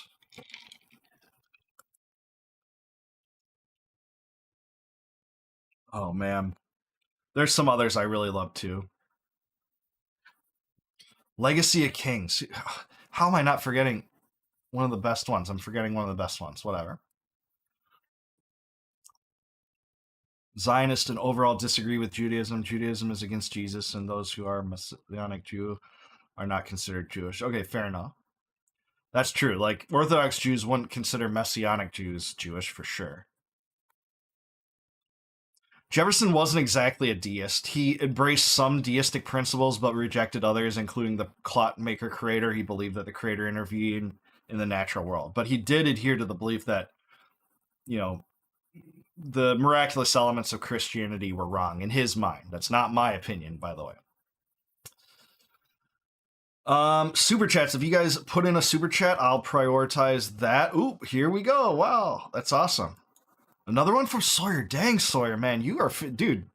It's like the Christmas spirit with Sawyer already or something here in late November. Thanksgiving kindness. Thanks for the 2 super chats and becoming a member. Do you have any suggestions for far right economics books? Also, got to replace the Packers helmet with a Jags one. Hey, you give me enough super chats, man. I can see replacing it with a Jags one. I can be bought off by the Jaguars lobby, all right? We'll make that the Liberty Vault version of APAC. There'll be a Jaguars lobby, and we'll be like right here. And we'll be like, there's no way Epstein was ever connected to the Jaguars organization. He did not create a security agreement between the Jaguars and Mongolia. He did not write speeches for Ehud Barak, this Jaguars player. That could be the new mascot, but I appreciate it, man. Far right economics books. Well, what do you mean by far right? Because I would reject far right economics because traditionally, if we're talking far right in the classical sense, you'd be talking about mercantilism, which I reject in favor of just literal voluntarism, like literally just the voluntary exchange of goods and services between consenting individuals. If you want good books on that, Henry Hazlitt's Economics in One Lesson is the most palatable because it's short and concise. If you want the best treatises, Ludwig von Mises's Human Action and Murray Rothbard's Man, Economy, and the State. Like, look at this. This is the best I'm an Austrian economist. This is the best Austrian economist treatise. But look at that. This is hardcover from the Mises Institute. It's about 900 pages, but this is the best economics book ever written. But it's insane. So that's why I recommend Henry Hazlitt's Economics in One Lesson. It's easier to swallow in one sitting. Yeah, 4 stanzas, absolutely. Eric, good call. That's the book to read. All right, we got another super chat. I'm going to prioritize that. Jefferson died being Baptist. That's not true. He was a non-Trinitarian. He rejected organized Christianity, and he said he was a sect of Christianity all his own. I can even pull up the letter where he talks about that. One second.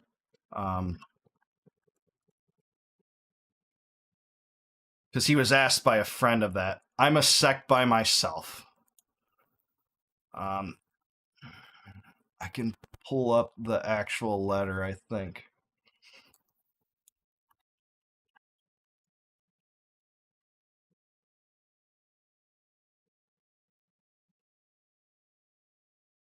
It is his letter to Ezra Stiles Eli on the 25th of June, 1819. I think I can actually produce this here. Let's see if yeah. We can produce this here. This is Jefferson basically answering a friend's inquiries about his religious beliefs. So Ezra Stiles Eli was a Calvinist, and they're talking about that. He says, "You are a Calvinist. I am not. I am a sect by myself as far as I know. I am not a Jew, and therefore do not adopt their theology, which supposes the God of infinite justice to punish the sins of their fathers upon children, etc. I am therefore of his theology, believing we have neither words nor ideas adequate to the definition." So he talks about this. He, he believes that essentially we should be all of one sect, doers of good and eschewers of evil. And this was a very core part of deism that, oops, I brought it up too much, that you should do goodwill to your fellow man, and that is like your ultimate prerogative, right? So just something there. But thanks to the super chat, though.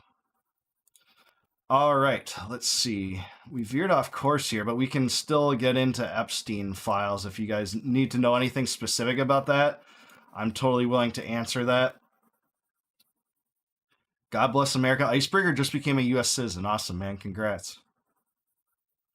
Want to talk about the Jonathan Pollard thing? I mean, the Jonathan Pollard meeting with Mike Huckabee, I've talked about it in a few reaction videos, but the base thing of that is just it shows how brazen the Israel first mentality is in Washington when it just seems like they just do whatever they can get away with now.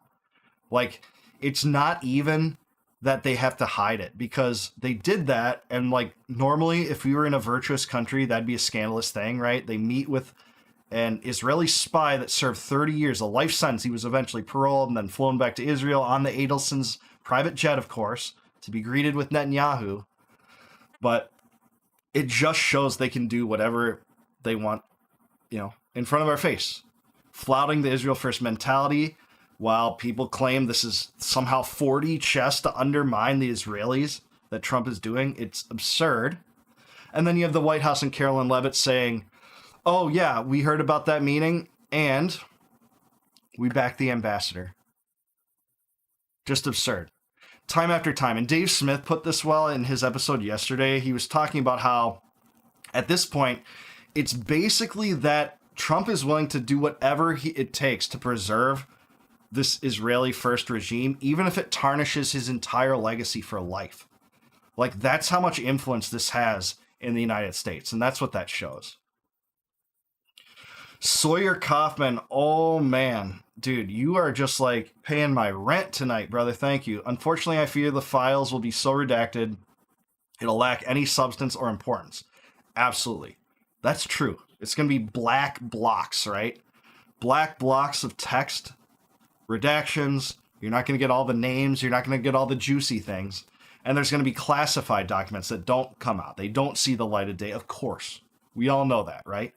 But I still think this is significant. Nick Fuentes called it a mutiny. It is in some ways a mutiny in the Republican ranks because you have Trump's own party turning so fully against him that Trump had no choice but to be like, okay, vote for it. I support it now. After 11 months of cover-up, he said that. That's pretty important, man. Because if he didn't do that, it seemed like there's going to be something like, based on the reports that you saw, somewhere between like 100 and 150 Republicans peeling away from his position of cover-up to supporting their release. Man, I wish that would have happened. I wanted to see those names so bad. Who is going to vote to release them against Trump's will? That would have been a big indicator of where people's hearts and minds are. Would have liked to have seen that. But you're right. I don't think we're going to get it all. Not even close. Am I am I gay if I like Motley Crue or Just Old? I mean, you said it, dude. I didn't say it. I didn't say what you are. It's just not my thing, man. I love Guns N' Roses. I just don't... The glam rock thing, it's just that it wasn't my thing. Like Halloween and Twisted Sister. Am I being too unfair if I lump Motley Crue with those guys? And Rat and Warrant? I don't think so. Cinderella, that's just not my thing. Tool is the greatest band of all time. I disagree. I used to like them. I had Undertow, had Anima was an awesome album, had Lateralis, but I don't agree. I have seen them in concert, though, in 2000. The Lateralis tour? Or was it 2001? It was, I think, 2000. I am also sad, Remar, that MTG resigned. Purge Viral is pretty cool. What is that? I'm not sure what that is. Is that a band? The left is skeptical of Newsom. Yeah, I have no doubt about that. So the actual left, yeah, would hate Newsom. Why would you? If you're a left-wing dissident, how could you like Newsom? Who is it the left wants right now? Actually, is it Ro Khanna? I guess Ro Khanna, but he probably wouldn't be like, I don't know. Who does the left, like within the Democratic Party, I don't think there is many people that left-wing dissidents would want if I have my pulse on it. because Sanders is just too old at this time, and he wasn't willing to fight like for his beliefs against Hillary Clinton. Like he was too nice to her. Cenk Uygur talks about that a lot. All right, go Ruger and the Bills. You like the Bills? You should be proud of yourself. Thank you, Colette. Compact of the Republic is a good read, and thanks, Colette. I see you chiming in my comments a lot. I really appreciate that. That you like Compact of the Republic. I wrote that book in 2014, by the way. I appreciate that. Richard Kasparian, not related to Anna Kasparian because it's spelled differently. Excellent commentary. Hey, thanks, Richard. I appreciate it. Looks like your first live is a success already. Congrats, man. Hope you do more. I will do more. If this is the audience and the kind of questions and super chats I get, this is awesome, guys. I really appreciate it. Sawyer's carrying a heavy load right now. Like he's got broad shoulders carrying the wealth into my pockets right now, but I appreciate it. I've almost collected as much from Sawyer tonight as Netanyahu has in the last 2 years from the Trump administration and the Biden administration. Not quite, but almost. But Random Traveler, I appreciate that, man. I always like to see your comments too. Like when I see your guys' avatar, like I already know because I read a lot of my comments, and I know that like some of you guys I'm seeing here, you guys comment a lot. Random Traveler, you are one of those. Thank you. Frogfoot, do you have the book? I think I just showed the book, unless you're talking about that.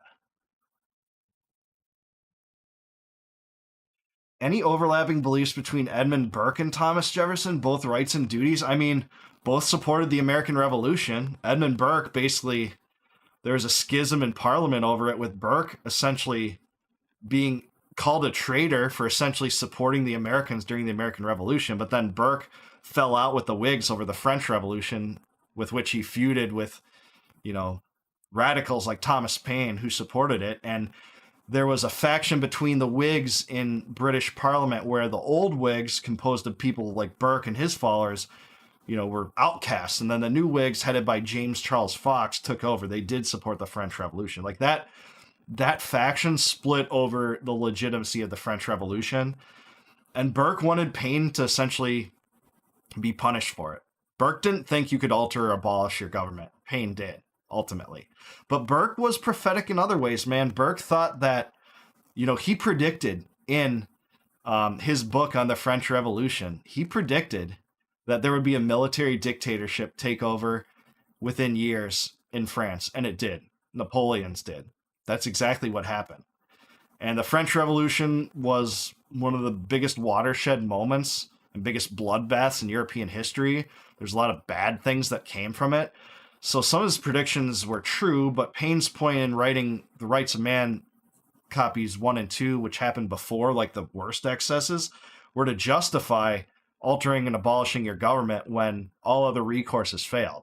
Paine truly believed that, as he did in America. And the American Revolution was very different than the French one. The French revolutionaries sought to kind of remake their society, and the American revolutionaries sought to generally preserve their societies, but with some modifications, right? We weren't going to have a king. We're still going to have the colonial legislatures, the same religions. You're going to have the same cultures and customs. We're not going to just like outlaw Christianity, which is what the French revolutionaries did. JD Vance is so unimpressive and so tied to this administration, I can't see him winning. Yeah, I mean, he is very tied to the administration, has a lot of the same negatives, if it's like ties to Israel, more negatives than Trump on like ties to Palantir. Most of the American populace doesn't really know about that fact, but JD Vance is very good at presenting. He was on Rogan. He's kind of scary in that respect, but if Republicans are just, their kind of reputation is too tarnished, it's going to hurt him a lot. Trump won't be healthy enough for a third term. Trump's not going to get a third term, sorry. Any hope that you're going to amend the Constitution to allow Trump a third term, let's be real, guys, totally dashed, especially now. Bindi Boxer, I'm a new listener, enjoying your analysis and intellect. Thank you so much. I really appreciate that. Dano Vision, you do a good job. Thank you very much. I need to figure out how to put these messages out. Like I can display the messages. I need to like use StreamYard or something to display the messages. Scrolling through here. Remember, guys, super chats. I will prioritize answering the super chats above other messages. Or if you join as a member, I will compliment you and rave about your sexiness, your moxie, your charisma, your intellect, your stunning looks, your good-natured humor, your unprecedented virtue. I will do all those things. If you join, I am not above being paid off to do such things. 4 times Defunky. People listen to you because you are objective, honest, and genuine. I stop watching the news. I get my daily dose of current affairs dose from the vault. Awesome, man. Well, thank you. And I prioritize issues differently than some people. You guys probably know that. For me, it's like Israel, foreign policy, like deep state stuff, Epstein file stuff, Charlie Kirk stuff. I covered a lot. Economics sometimes, but it's not like a major focus. It is when I'm tying it to stuff, but I really appreciate that if you think that. I try to be honest and genuine. Like, I can sleep soundly saying that, like, I express my legitimate opinion on this channel. I'm not paid by anyone but you guys, but the viewers and through ad revenue. So I'm kind of free to do what I like, and what I like is to say, you know, the ideas that I think will lead to a brighter future where liberty triumphs over tyranny. And that wasn't possible when I was younger, so this is awesome. Yeah, Jefferson was complex and contradicting himself. I mean, we all do, right? Through the years, that is true in some respects. Trump Mondani meeting. I can't see myself being friendly with an enemy who wants me to bleed out while merely making me uncomfortable. Well, I don't know, man. Like, like, I can see why there's such a disconnect when he treats Mondani that way, but Marjorie Taylor Greene is like the worst thing that's ever happened on Earth. Like, that's really weird.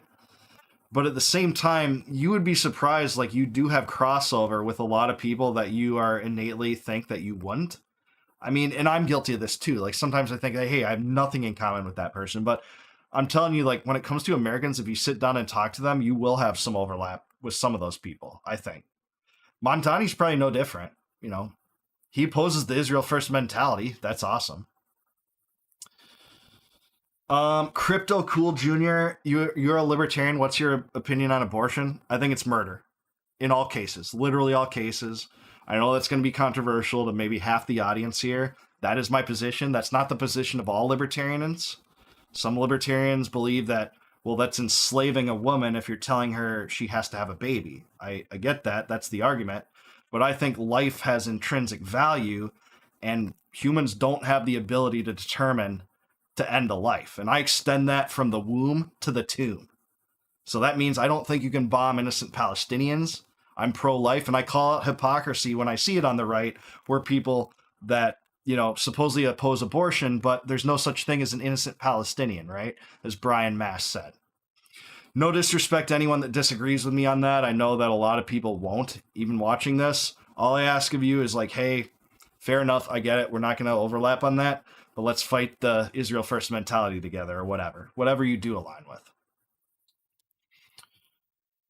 Where do you get your book? I reread Common Sense. Okay, so ask Turkus, davidbenner.square.site. I'll put it. That is the page that you can go to get my books, and I'll sign them if you want. But to get a free copy of Compact of the Republic, you can go to libertyvault.net. I'll just send you one for free if you plug in your email. No cost. I'm just giving it away for free. I don't believe in intellectual property, by the way. So feel free to steal my books. Steal my content. It's awesome. I like it. I like people stealing my content. All right. Sports ball. Some people don't like sports ball. Dave Lombardo is a great drummer. Have you read An Austrian Perspective on the History of Economic Thought? No, is that Hoppe? That doesn't sound familiar, but maybe I have and I just don't know. I'm into Merciful Fate and Moonspell. I like Merciful Fate. Don't Break the Oath and Melissa. Those are two classic metal albums. I love King Diamond too. Early King Diamond. The vocals, I can see why people don't like it. but I listened to King Diamond a lot. I liked it. Guys, with super chats, if you use a super chat, I'll prioritize your answer first. Yeah, Jefferson was the father of the University of Virginia. In fact, that was one of his accomplishments, so much so that he loved that he put it on his tombstone. He was the writer of the Declaration of Independence. He was the author of the Virginia Statute for Religious Liberty. And he was the father of the University of Virginia. Those are the 3 accomplishments Jefferson put on his tomb in Monticello that I finally saw for the last time last year. Think about that. Being president was not one of his 3 greatest accomplishments in his mind. And Jefferson thought the most basic political unit, and the one we should be more suited to caring about, was that of our states, our connections to our states and the localities over the federal government. We'd all be better off, I think, if that was true. Instead, we've solidified a centralized Leviathan, imbued it with insane power, and that's what gets us the warfare and the welfare and the regulatory and surveillance state. Hello from Okeechobee, Florida. Angel, thank you. I've noticed your comments on my videos. I appreciate that. You voted for Trump 3 times and you're disappointed. Many such cases, man. It takes integrity to admit that, by the way.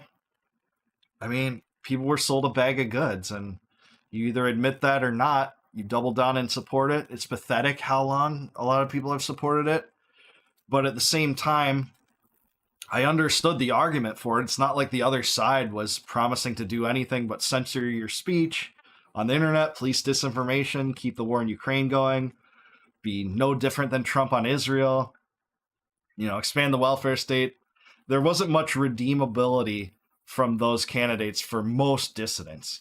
Maybe for some left-wing dissidents, but the real leftists hated Harris too. I'm against all protective tariffs.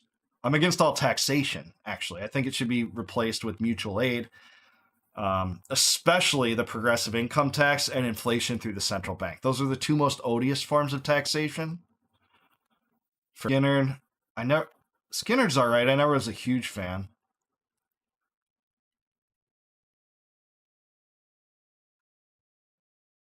Let's see. Mike Huckabee was just honoring his APAC donation obligation. Well, he doesn't even need payments for that, right? Because he just doesn't even acknowledge that there's occupied territories. He just calls that Israel. So that's all you need to know about him. He's Israel first for the core. He was pleading for Pollard to get released years and years ago before they met anyways.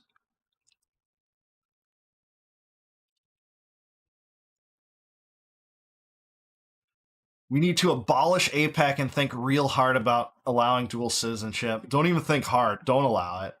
And if you allow it, you can't allow it in government, for sure.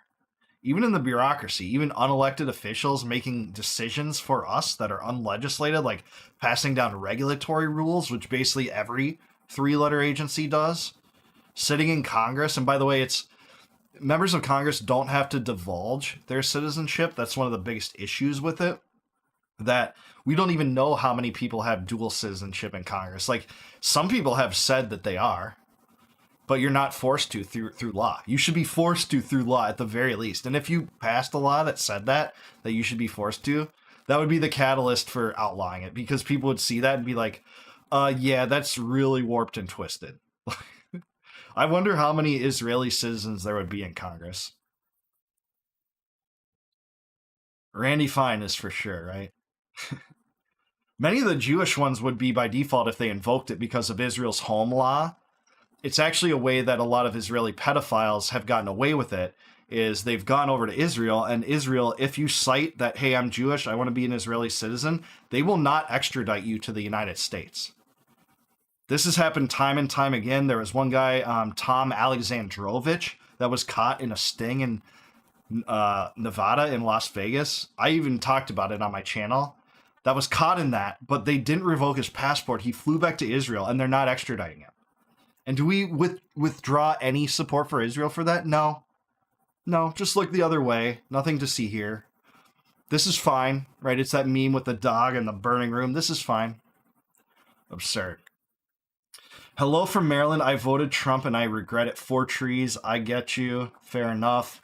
I'm not here to gloat. I never voted for him, but I can understand people that were, disappointed at it. Like, it takes something to admit that, anyways. Who thinks Trump is in the files? Well, it's undeniable he's in the files, but that doesn't really tell it. That's such a red herring, man. Of course he was going to be in the files. His name? He was friends with Epstein for like 15 years, and he was president when Epstein died. Of course his name would be in the files. Whether he's guilty of Epstein's, like, sexual crimes, we don't have a smoking gun for that. But that's a more important question. And it's also equally important who Epstein was working for. Well, it's clear it was Israel.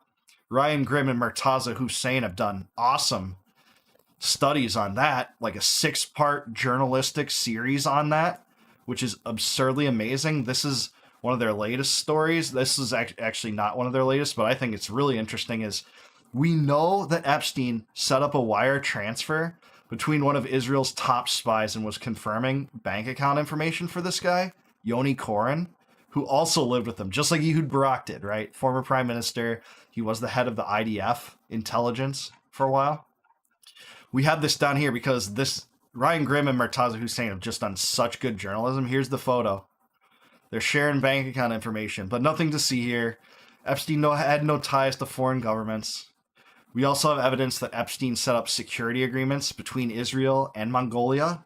Another one between Israel and Ivory Coast on behalf of Israel, arranging these.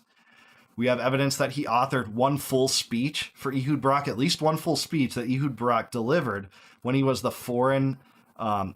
the defense minister in Israel. I think that was in 2014. We also have evidence that he tried to solicit funds from a Rothschild bank to fund Israeli cyber weapons programs. This is all from Ryan Grimm and Murtaza Hussein. In a world where we actually had journalism expertise and journalism wherewithal, and actually valued true journalism, those would be like the leading stories in the world right now, but they're not. Why? We all know why, right? Don't we know why?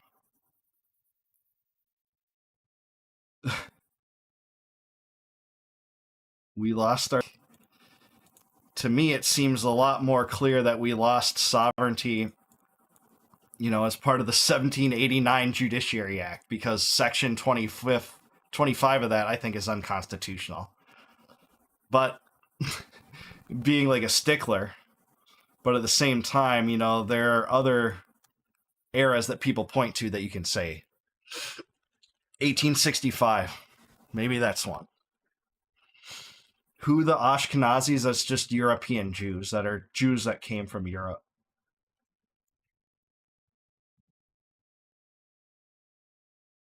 Ni- 1913 was also a watershed moment that gave us the Federal Reserve, the income tax, and the 17th Amendment.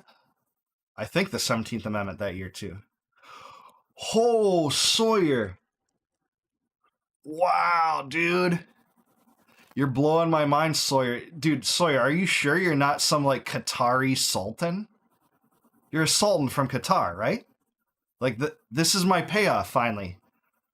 This is my payoff for opposing the genocide. You're Qatari. I'm just kidding with you, Sawyer. I really appreciate it, man.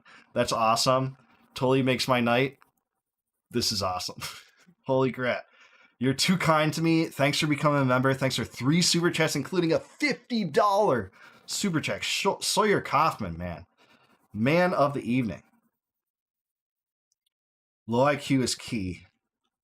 So there's my Epstein dump. Do you guys want to talk about anything? Any questions about that? I've been following those stories real close, but key thing is, Drop Site News is awesome. Murtaza Hussein and Ryan Grimm are 2 of the best journalists in the world that a lot of people don't know about. Had to cough there, so I friggin' muted it.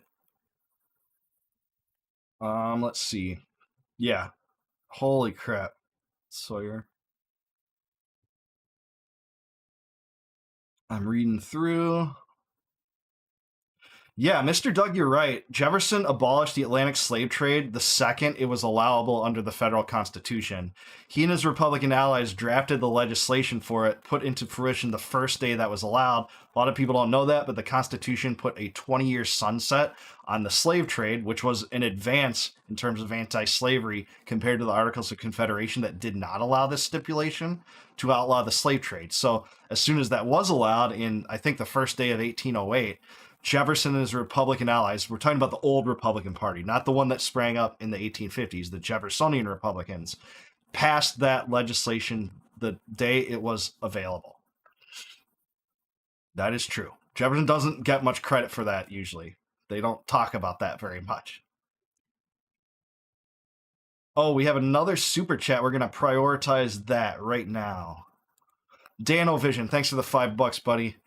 How would we get away from APEC and the lobby? What would that do to America's economy realistically? Okay, so I don't have like the panacea. I don't have like a cure-all solution to this, but I think we're already seeing them lose the stranglehold, at least in terms of the propaganda, just organically through the rise of the independent media. People are learning about this issue for the first time. A lot of people. I mean, Mearsheimer and Stephen Walt's book, The Israel Lobby, that came out in, I think, 2007, that blew people's minds at the time, but a lot of people didn't read that. It wasn't very popular. It certainly was against the political orthodoxy to write a book like that. But now we're getting that time and time again on many programs, many podcasts. People are learning about it. But other than that, I think it's a mass education campaign. It's a gradual change just naturally through demographics. Younger people are shifting away, that we're getting away from it to begin with. And I think that it's just inevitable. It has to, if not collapse, it's going to wane in influence over time.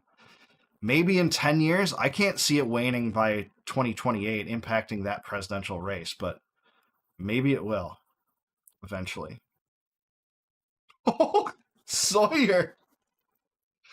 Sawyer, man. Look at you. Sawyer with another super chat. Another $49.99 super chat? Holy crap. Dude, Qatar loves me, man. Qatar for life. Look at this. No, I'm just kidding. Sorry. Thanks again, man. What do you think of maybe breaking off with NATO and prioritizing positive relationships with the stronger nations such as Saudi, Russia, China? Way better to have them as friends than enemies. Okay, here's what I think. So I'm more for that than the status quo, all right? Just alienating them, being isolationist in the actual sense, meaning isolating America's foreign policy from every other country under the sun. I'm for that more. But my mantra really is conducive to what Jefferson thought, and that's peace, commerce, and honest friendship with all nations, entangling alliances with none. That means we should be friendly to other nations. It doesn't mean actual isolationism, the way that neocons say, which if it were isolationism in the traditional sense, you wouldn't talk to them, you wouldn't have diplomacy, you wouldn't have trade. But I do believe in having that, even with Cuba, even with, China and North Korea, if North Korea wanted to trade. I believe in trading with all nations and not entangling ourselves in alliances with any of them, including ones that you might particularly like over others. It behooves us to engage in comparative advantage by specializing in industries in the United States that Americans like to do and are good at doing, and providing services to people that people in the world want. And in return, buying products from other nations that do that on a voluntary basis. It doesn't matter. Trade is a mutually beneficial action that takes place between two parties, at least, sometimes it's more, that it's mutually beneficial regardless of where you stand in the world. That's what I think should happen. And stop antagonizing nuclear powers and threats of war with China over Taiwan, and building up a Pacific empire and proxy war with Russia, and empire building in the Middle East like we have for so many decades. It's so warped. So I'm for better relationships with Russia and China. There's a really good one with Saudi, a good one, right? Even though our relationship with Saudi Arabia is so good that we've been fighting a starvation blockade in Yemen over a decade to placate the Saudis because they wanted that. They didn't like the fact that the U.S. invaded Iraq because they saw the writing on the wall. That meant that Iranian influence would pour into Iraq, take it over, and Iran is the classical enemy of Saudi Arabia. That's their enemy. So to return that favor, Obama's like, all right, we'll help you with your civil war in Yemen. that they've since stopped invading. There's something of a ceasefire, but U.S. ships block aid that goes in to Yemen because of that. So that's my general thoughts. I hope that helps answer what you're trying to get at there. Man, I really appreciate you, Sawyer. You're just a legend. New member, Sophie Linksu. Thank you so much. Really appreciate you joining up.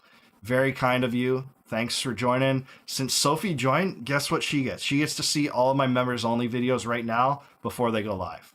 So it's your lucky day, Sophie. Thank you. It's actually my lucky day, so thank you for becoming a member.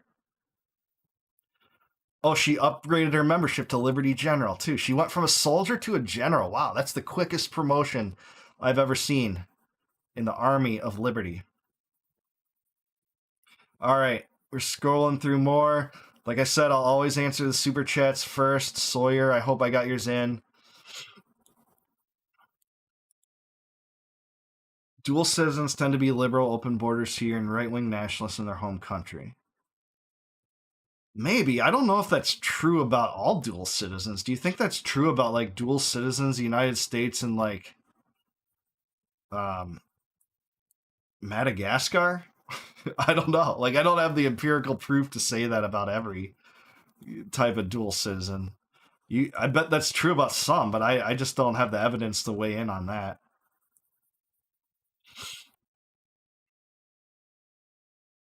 Zelensky is going to end up going to Israel. He might, actually. He spoke, very glowingly about Israel, and it's possible that if exiled, it would be to Israel or the United States.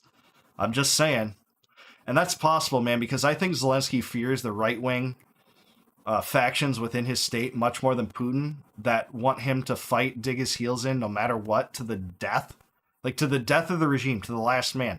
Millions of Ukrainians dead if that's what it takes to try to retake the Donbass, even though they've already lost over 1 million by most estimates.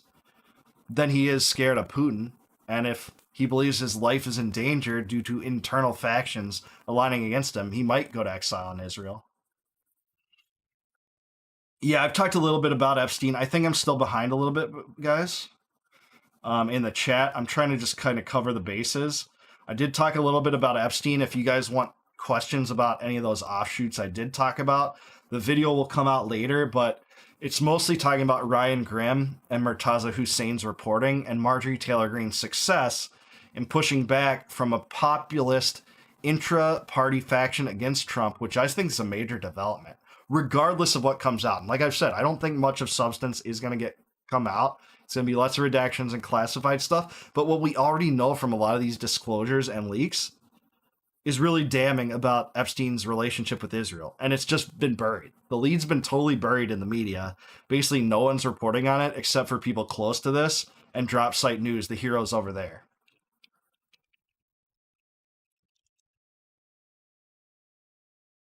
All right. I don't have money to donate, but just want to say that I appreciate you and your perspective. Thank you. No problem. I really appreciate it. I'm being treated amazingly anyways tonight. So especially Sawyer. It's almost like I'm in cahoots with Sawyer just to make me look good. I was like, Sawyer, brother Sawyer, do all these super chats and ask questions that I'm gonna answer and make me look awesome. And that was Sawyer. I'm just kidding. I don't know him, but he's the man tonight. I really appreciate it. Money talks. Oh, Careful Carpenter. What's up, man? I see Careful Carpenter in my comments all the time on videos. Colette, I notice you. Ask Turkus, I notice you guys all the time in the comment section. Thank you. Zelensky has a massive house in Miami. Is that true? I didn't know that. I didn't know that at all. Is that really true? Jeff Benjamin missed your super chat? Oh. Did I, Jeff? I thought I answered it, man. Jeff, write your message down below and I'll try to catch it again. I'm sorry if I missed it. Did I? Oh, no, I see your message. I'm sorry, Jeff, I got it now. Have you ever heard follow Chuck Baldwin? Yeah, he was a Constitution Party nominee, right? Several times. I know he's written books about the Constitution. I don't know him real well. I haven't really read his stuff. Yeah, I haven't really read his stuff. I like Daryl Castle a lot for the Constitution Party. I actually voted for Daryl Castle in 2016, if you can believe that. Hope that answers. Sorry, I'm not too familiar with Chuck Baldwin, but I know he's like a constitutional scholar, right? All right. Scrolling down.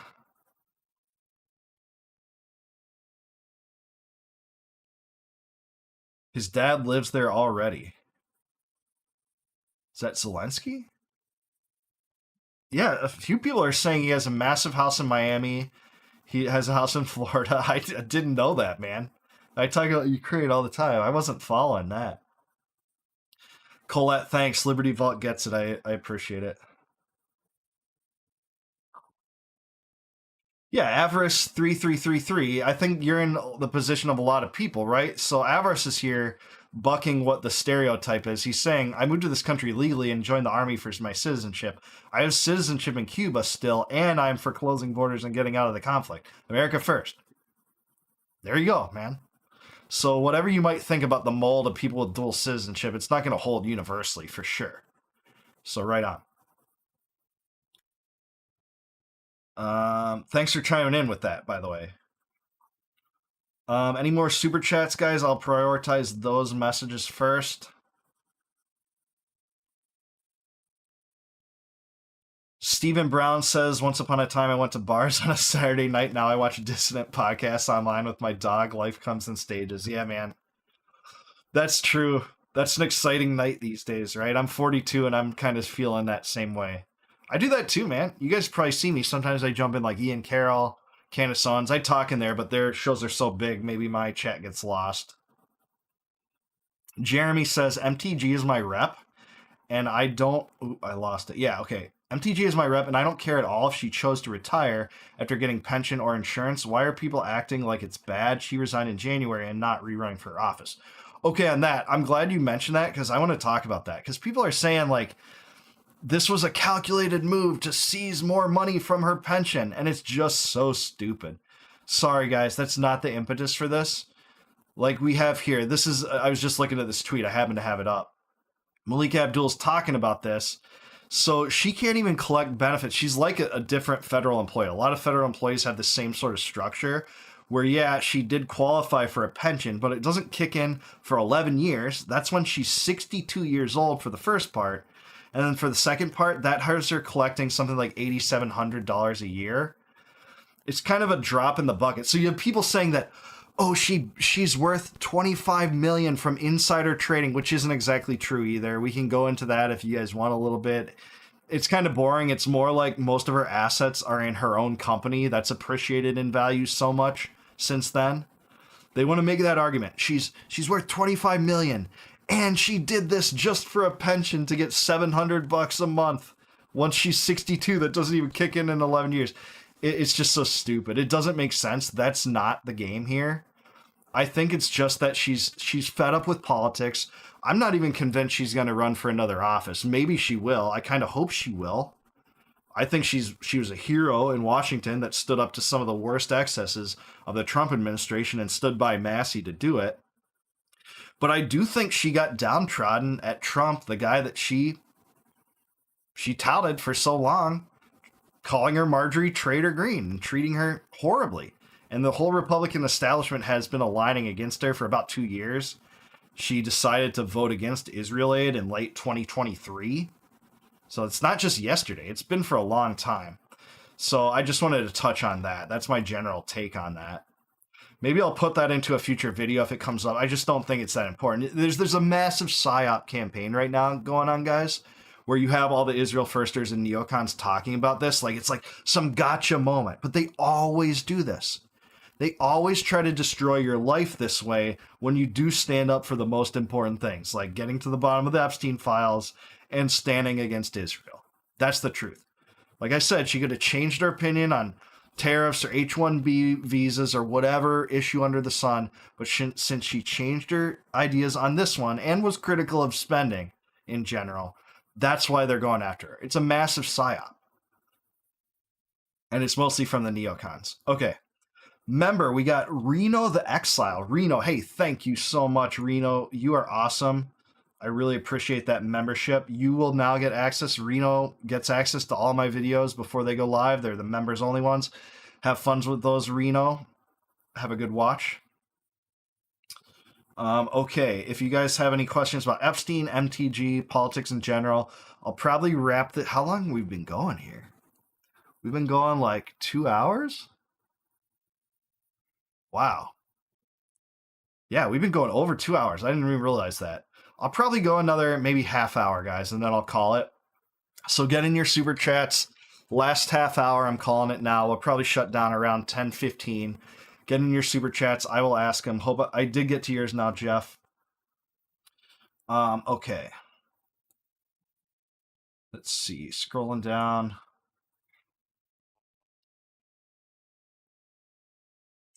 I have mad respect for MTG. Me too. I've never met her. I'd love to meet her, but she's a real person. And it's funny if you watch her interview with Tim Dillon. Tim Dillon is like in love with that lady.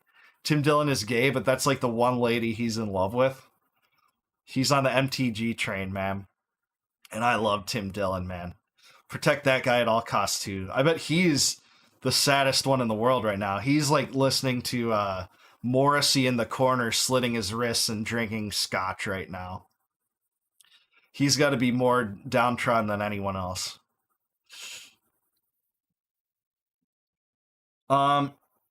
Jut's Jim. When I heard MTG standing down, all I thought was she's going to run for presidency. A lot of people think that, man. I'm not convinced. I think there's a chance of it. I don't think I'm fully convinced of it. Like, there's a theory that's plausible that she's getting out now before Republicans take flack in 2026, potentially. She comes out on the top after a major accomplishment, at least optically, even if it doesn't produce tangible documents, which I don't think it will really produce. But this optically is a huge success story. She stood on principle against Trump when Trump had the wrong position. It's major. It is a quasi-mutiny. It's not a mutiny in the traditional sense, but I think Fuentes is right when he said this was a mutiny in some ways. It really was. Like I can't think of this being compared to almost anything else in my lifetime in partisan politics. When did the Democrats ever do this? I haven't seen this, and it kind of goes against the narrative that the whole thing on the right, the MAGA, it's just a cult. And it's not. I mean, there are cultish elements to Trump, obviously, in his cult of personality. Just read the Twitter feed of Cat Turd or Jack Posobiec. If you don't think so, that is true. But in terms of, the activist base, they're not totally on board with this whole cover-up and how Trump has handled that situation, especially. I'm two working from ampersand PM. What is that? I think you meant to say, I don't know, 6 p.m. to 7 a.m.? Let's do an all-nighter? No, man. Oh, 7 p.m.? No, dude, I can't do an all-nighter, but this is fun. I'll definitely do this again, for sure. Like, this has already been fun, profitable for me. Might not always have Sawyer here to help out, but that's all right. I don't need that. This is just fun anyways. I'm just hanging out with you guys. And just thanks. I'm going to take this time to just say thank you, guys. Thank you for watching my channel. Thanks for tuning in. You guys could have chosen a lot of other better channels on YouTube. I choose a lot of channels over my own in terms of producing content a lot. You guys could have chose those ones, which are better, but you chose mine. So I appreciate that. And this is awesome. I see a lot of you guys I recognize from the channel. Sawyer, glad you're laughing at that, man. But you're the best. Sawyer's the best. Sawyer's my top general. He's a Liberty general right now. Okay.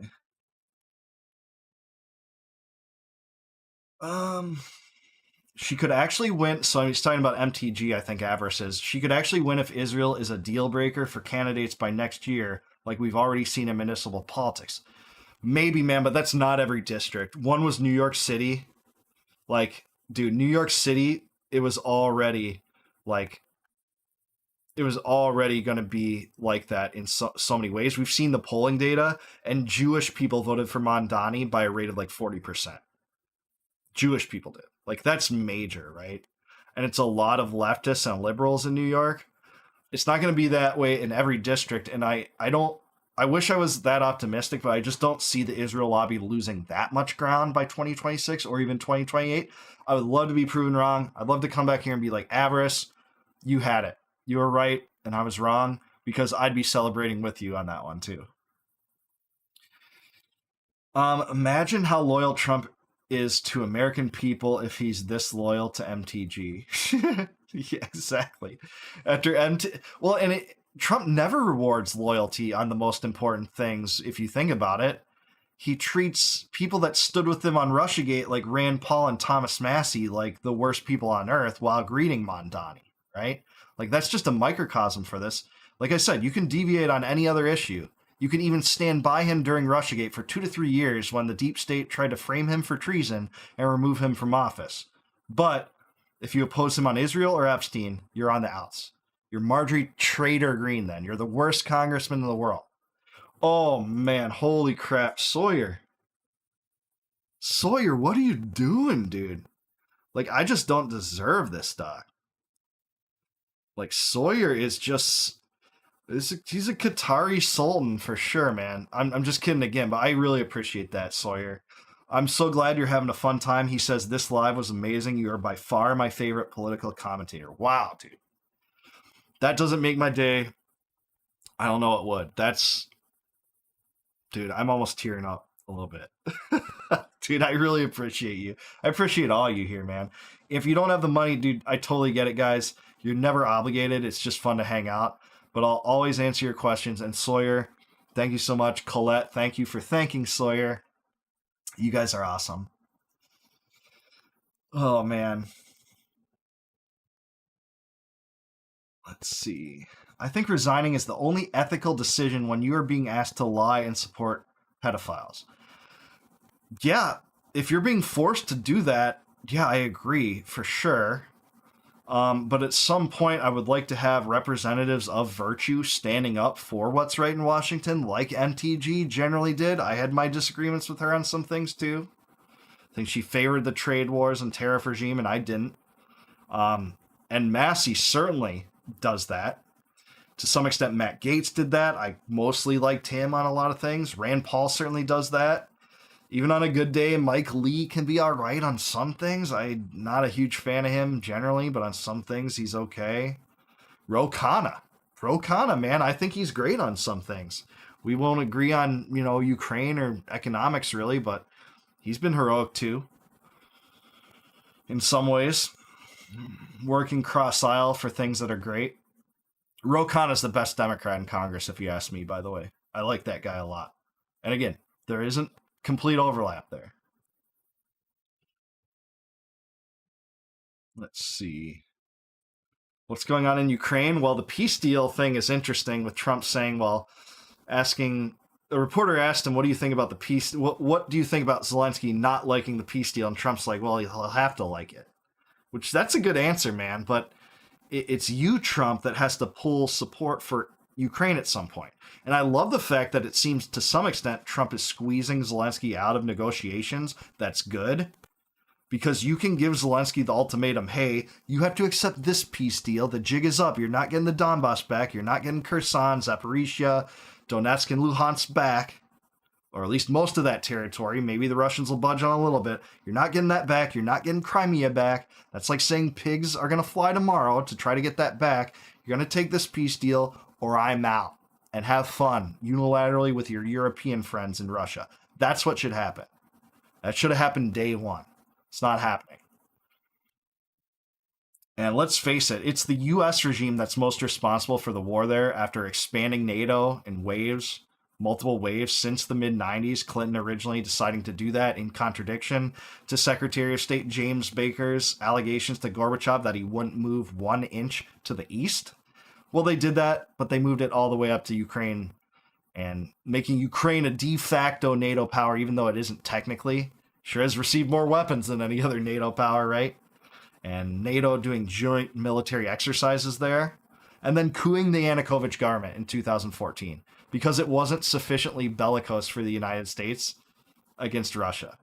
Yanukovych wanted neutrality for Ukraine, which would have averted this war entirely. Instead, we got the bellicose toward Russia regime. Was it Timoshenko and then Zelensky? And that's why we're in this war. Putin invaded in the 8th year of a civil war. A lot of people don't know that. That's not to justify it whatsoever. It's not to be like, oh yeah, that's badass killing all these people. It's not. But why does the U.S. have to support it? Like, what even is that? Like, you're asking us to prioritize that regime? $200 billion? No thanks. MH, I hope Thomas Massie runs for president. Me too. That'd be the best messaging campaign. It could be like a new Ron Paul style campaign where, like, it's not like you're not going to win, but like you can actually tell the truth when it counts and get on the podcast circuit. Like, that's a major thing that Massie could get on and just crush on. His numbers would be insane. I think, dude, I don't think he's ever been on Rogan even. That would be insane. And I'm pretty sure Rogan would have him on, man. I'm really pretty sure that Rogan would have him on. He'd get on everything. Tim Dillon is on a generational run. Yeah, man, I freaking love Tim so much. Jeremy Dahl, thanks, Mr. Brenner. It's actually Benner, but thanks, Jeremy. Do I know you, by the way? That name sounds familiar, Jeremy Dahl. Colette Day, you're too humble, Liberty Vault. Thank you so much. I really appreciate that. Starry Wisdom, you got a great channel. Thank you so much. Really glad to hear you say that. Avarice, thank you, bro. Your channel's great. Dude, you gave me a super chat. It's your thanks this time. JD Bishop, have you ever considered having on Pastor Chuck Baldwin? He's very like-minded Christian pastor. Someone else just mentioned him. Jeff just mentioned him earlier. I don't know that much about him. I wouldn't be opposed to it. I am thinking, guys, about expanding to do interviews. Like, I have some ins with, like, Dave Smith's a personal friend of mine. I think I know the guy that runs, like, Douglas McGregor stuff. I think I might be able to get in contact with, like, Jeff Sachs and some other, maybe Max Blumenthal. Would you guys like to see interviews like that on this channel? It's a switch of content to some extent, but I'm thinking about just getting a StreamYard license and let's do it. I'm really thinking about that for the future. And I think I could. I'd love to talk to those guys. Like, Douglas, Max, Dave Smith, they're all heroes of mine. I love them. All right, guys, we have about 20 minutes left. I will prioritize super chat questions above all others. Then we're going to shut it down at about 10:15, I think. Maybe. If we get a string of super chats, I'll even keep it going longer if you guys want. Otherwise, I'm going to have to sleep soon. I'm actually doing like a family Thanksgiving thing tomorrow. We're doing it a little bit earlier, so I'm driving all the way to Knoxville with one of my dogs, one of my golden doodles. You guys, they sometimes come in the background in some of my videos. Maybe you've seen some of them. Let's see. Yeah, Tim Dillon is on a generational run. Love that guy. Love Tim Dillon. I have a Tim Dillon reaction video coming up to him talking about the Epstein files. It's great. It's classic Tim Dillon. It's so good. Tim Dillon songs and stuff. Did you guys see the Tim Dillon song about Alexis Wilkins not being a Mossad honeypot?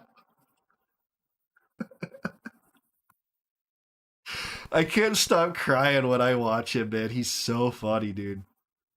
Definitely one of the best comedians ever. And he understands, like, politics and, like, stuff. He follows these stories. I freaking loved him. I'd love to meet Tim sometime. Massie, MH says, Massie is literally the quintessential American hero, engineer living off grids, not taking money from the swamp, successful family man. I think he'd be amazing, or it'd ruin him from stress. Dude, he's superhuman. He's a polymath. He's like Thomas Jefferson, man. He's a genius engineer that excels in literally everything he's ever done. Like, that was Jefferson too, by the way. Like, that is Massie. And he's a real guy. He's a genuine guy. He interacts with people on the internet. Whether you like his opinions or not, like, they're principle-oriented. He'll vote the same way regardless of who is in power. He voted the same way on spending as he always did. He's always voted for less wars, less regulations, less spending. He's been at the forefront of that. Totally agree. I love Massie. Massie is this generation's Ron Paul, and those are the two best heroes in Congress in my lifetime. Pat Buchanan was up there for me, too. Rand Paul is up there, too. Ooh, we got 2 super chats. Okay. Ooh, we got a bunch in a row. Okay, so first of all, Avarice, $5. I wish I could give you more. I'm in New York City. We're struggling, but love the channel and all the great info you provide. Tim MTG was the best pod in 2025, in my opinion. Dude, Avarice, please don't feel obligated to give any more. I really appreciate it. I know a lot of Americans are struggling right now, especially with inflation, high costs, healthcare, food, fuel. Don't give me any more if you can't afford it, man. I really appreciate it, but I totally agree with you. Tim MTG was an awesome podcast, and I appreciate you. Don't feel any more obligation to give more money, brother. I appreciate it, and thanks for sharing your story about dual citizenship. And that doesn't mean like you don't want closed borders or whatever. That was interesting, I think, for people to see. Sawyer, another Sawyer, my boy, 999 super chat. Sawyer, thank you so much. What do you think of Tucker Carlson switching up and calling Fuentes an anti-Semite? What? Did he do that? So,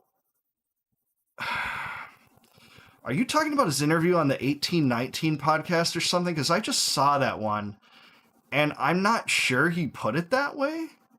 I think that what happened in the podcast you might be referring to, and I don't know if I've seen the one you're referring to. One time he said, like, you know, obviously I agree with some things that Fuentes has to say, you know, and Tucker does the old disclaimer. Of course, I'm not an anti-Semite or whatever. Like, did he really say that Fuentes is an anti-Semite? I don't know about that. If so, like, I'm not big on it. But at the same time, I would argue specifically why I don't agree. Like, the problem is Jewishness, like I have on this channel a lot. I wouldn't just call Fuentes an anti-Semite, because to me, it means, in my estimation, this is how I interpret the word, to mean like some ethnicities are subpar compared to others. Like some are superior to others and some are subpar compared to others. And I don't think Nick thinks that, actually. That's not my impression or my interpretation of what Nick thinks. But some people would think what he says is anti-Semitic.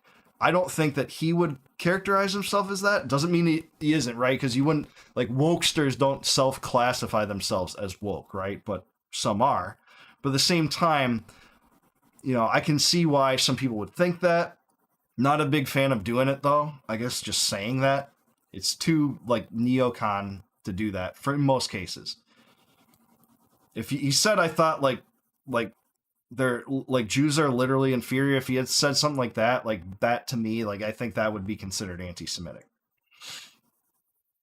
Okay. Let's see.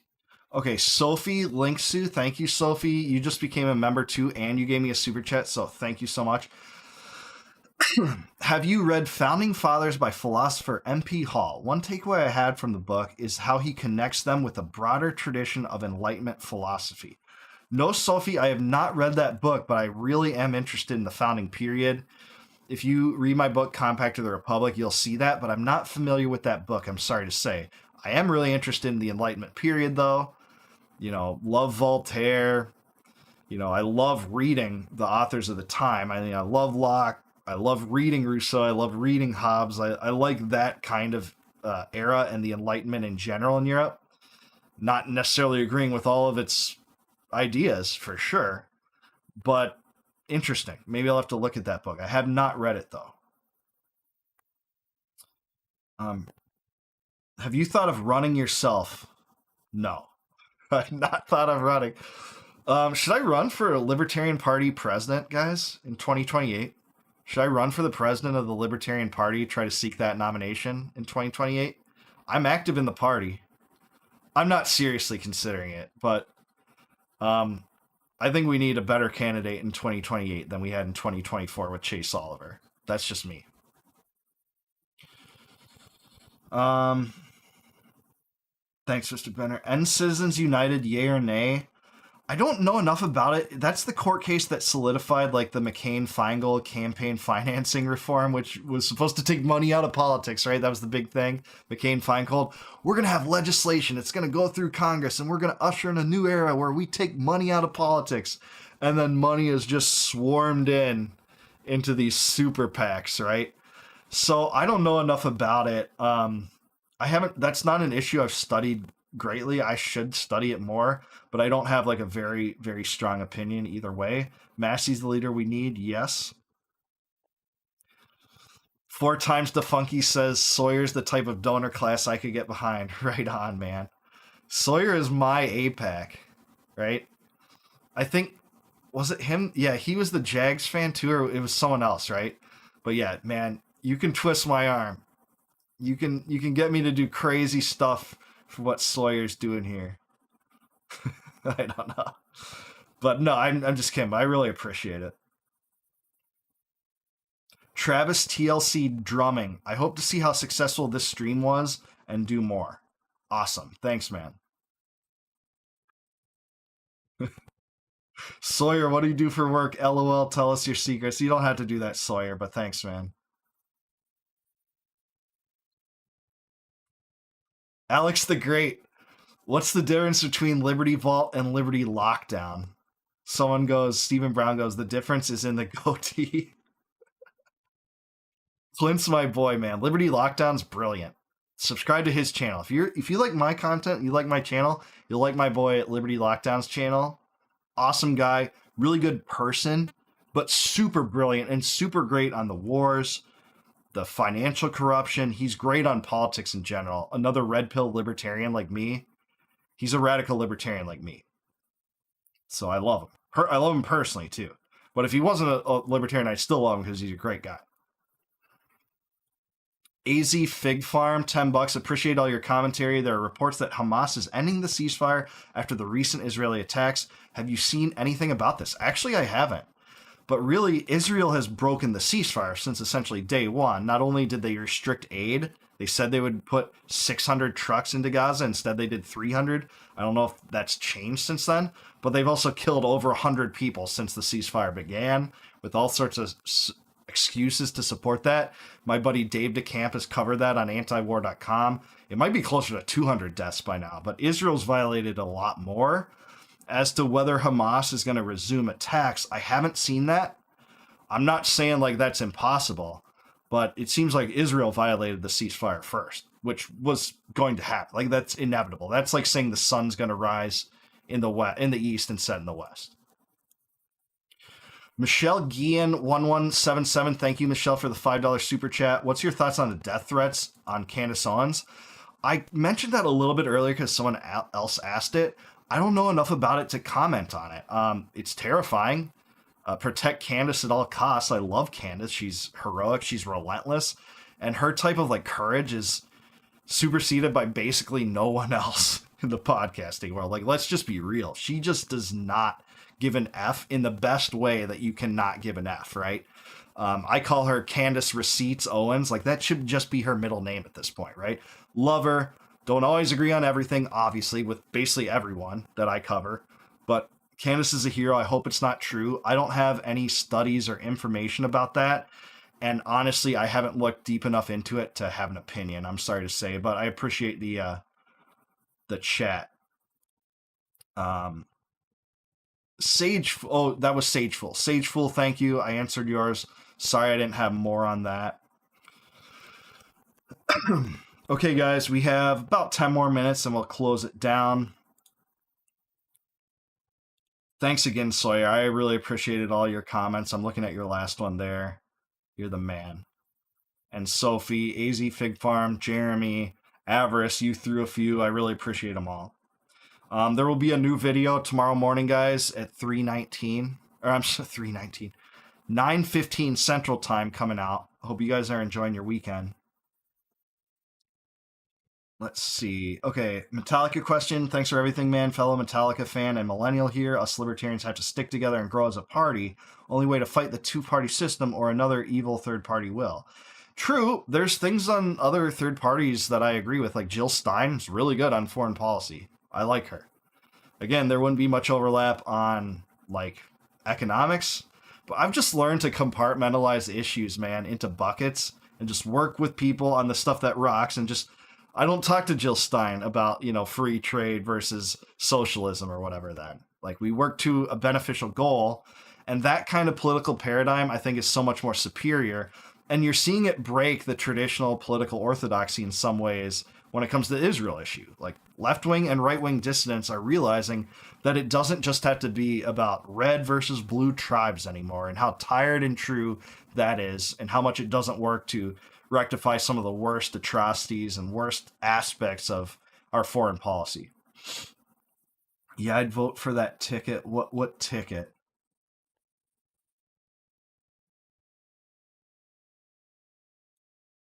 I don't know what you mean by that ticket.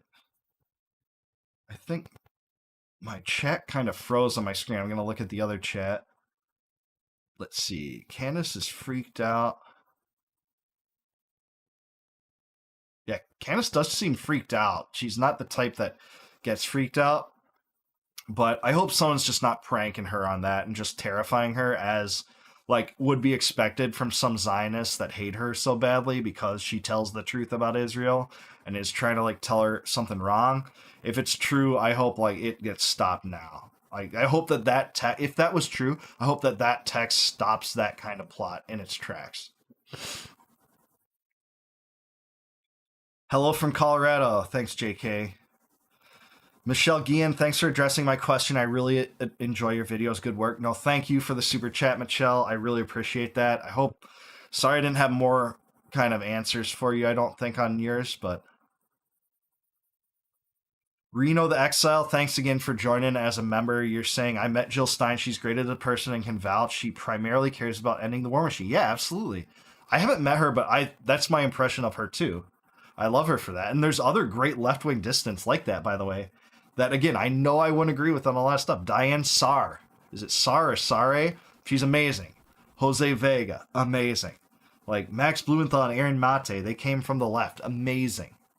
Like, Caitlin Johnstone. Amazing. Like, these are great leftists. And I grew up reading, like, the best dissidents from the left. They influenced me, too, actually. Like, Noam Chomsky's Manufacturing Consent was just a mind-blowing epistle for me. That was an amazing book. Everyone should, right, left, whatever kind of dissident you are, watch or read Manufacturing Consent. That book's fantastic. Whatever you want to say about Chomsky, yeah, he kept in contact with Epstein. He was terrible on the COVID regime. He's terrible on a lot of stuff. But he was really good when it comes to the effects of propaganda and its relation to the U.S. foreign policy regime. For you to run as a libertarian. I'm not seriously entertaining it. I like what I do too much, and I don't hate myself enough to do it, probably. But there's a lot of time between now and then. Who knows? Do you think if we ended the war machine, we'd just get invaded by another empire? I wrestle with that thought. No, I don't. And the ultimate example is a place like Switzerland that doesn't have a foreign external war-making machine.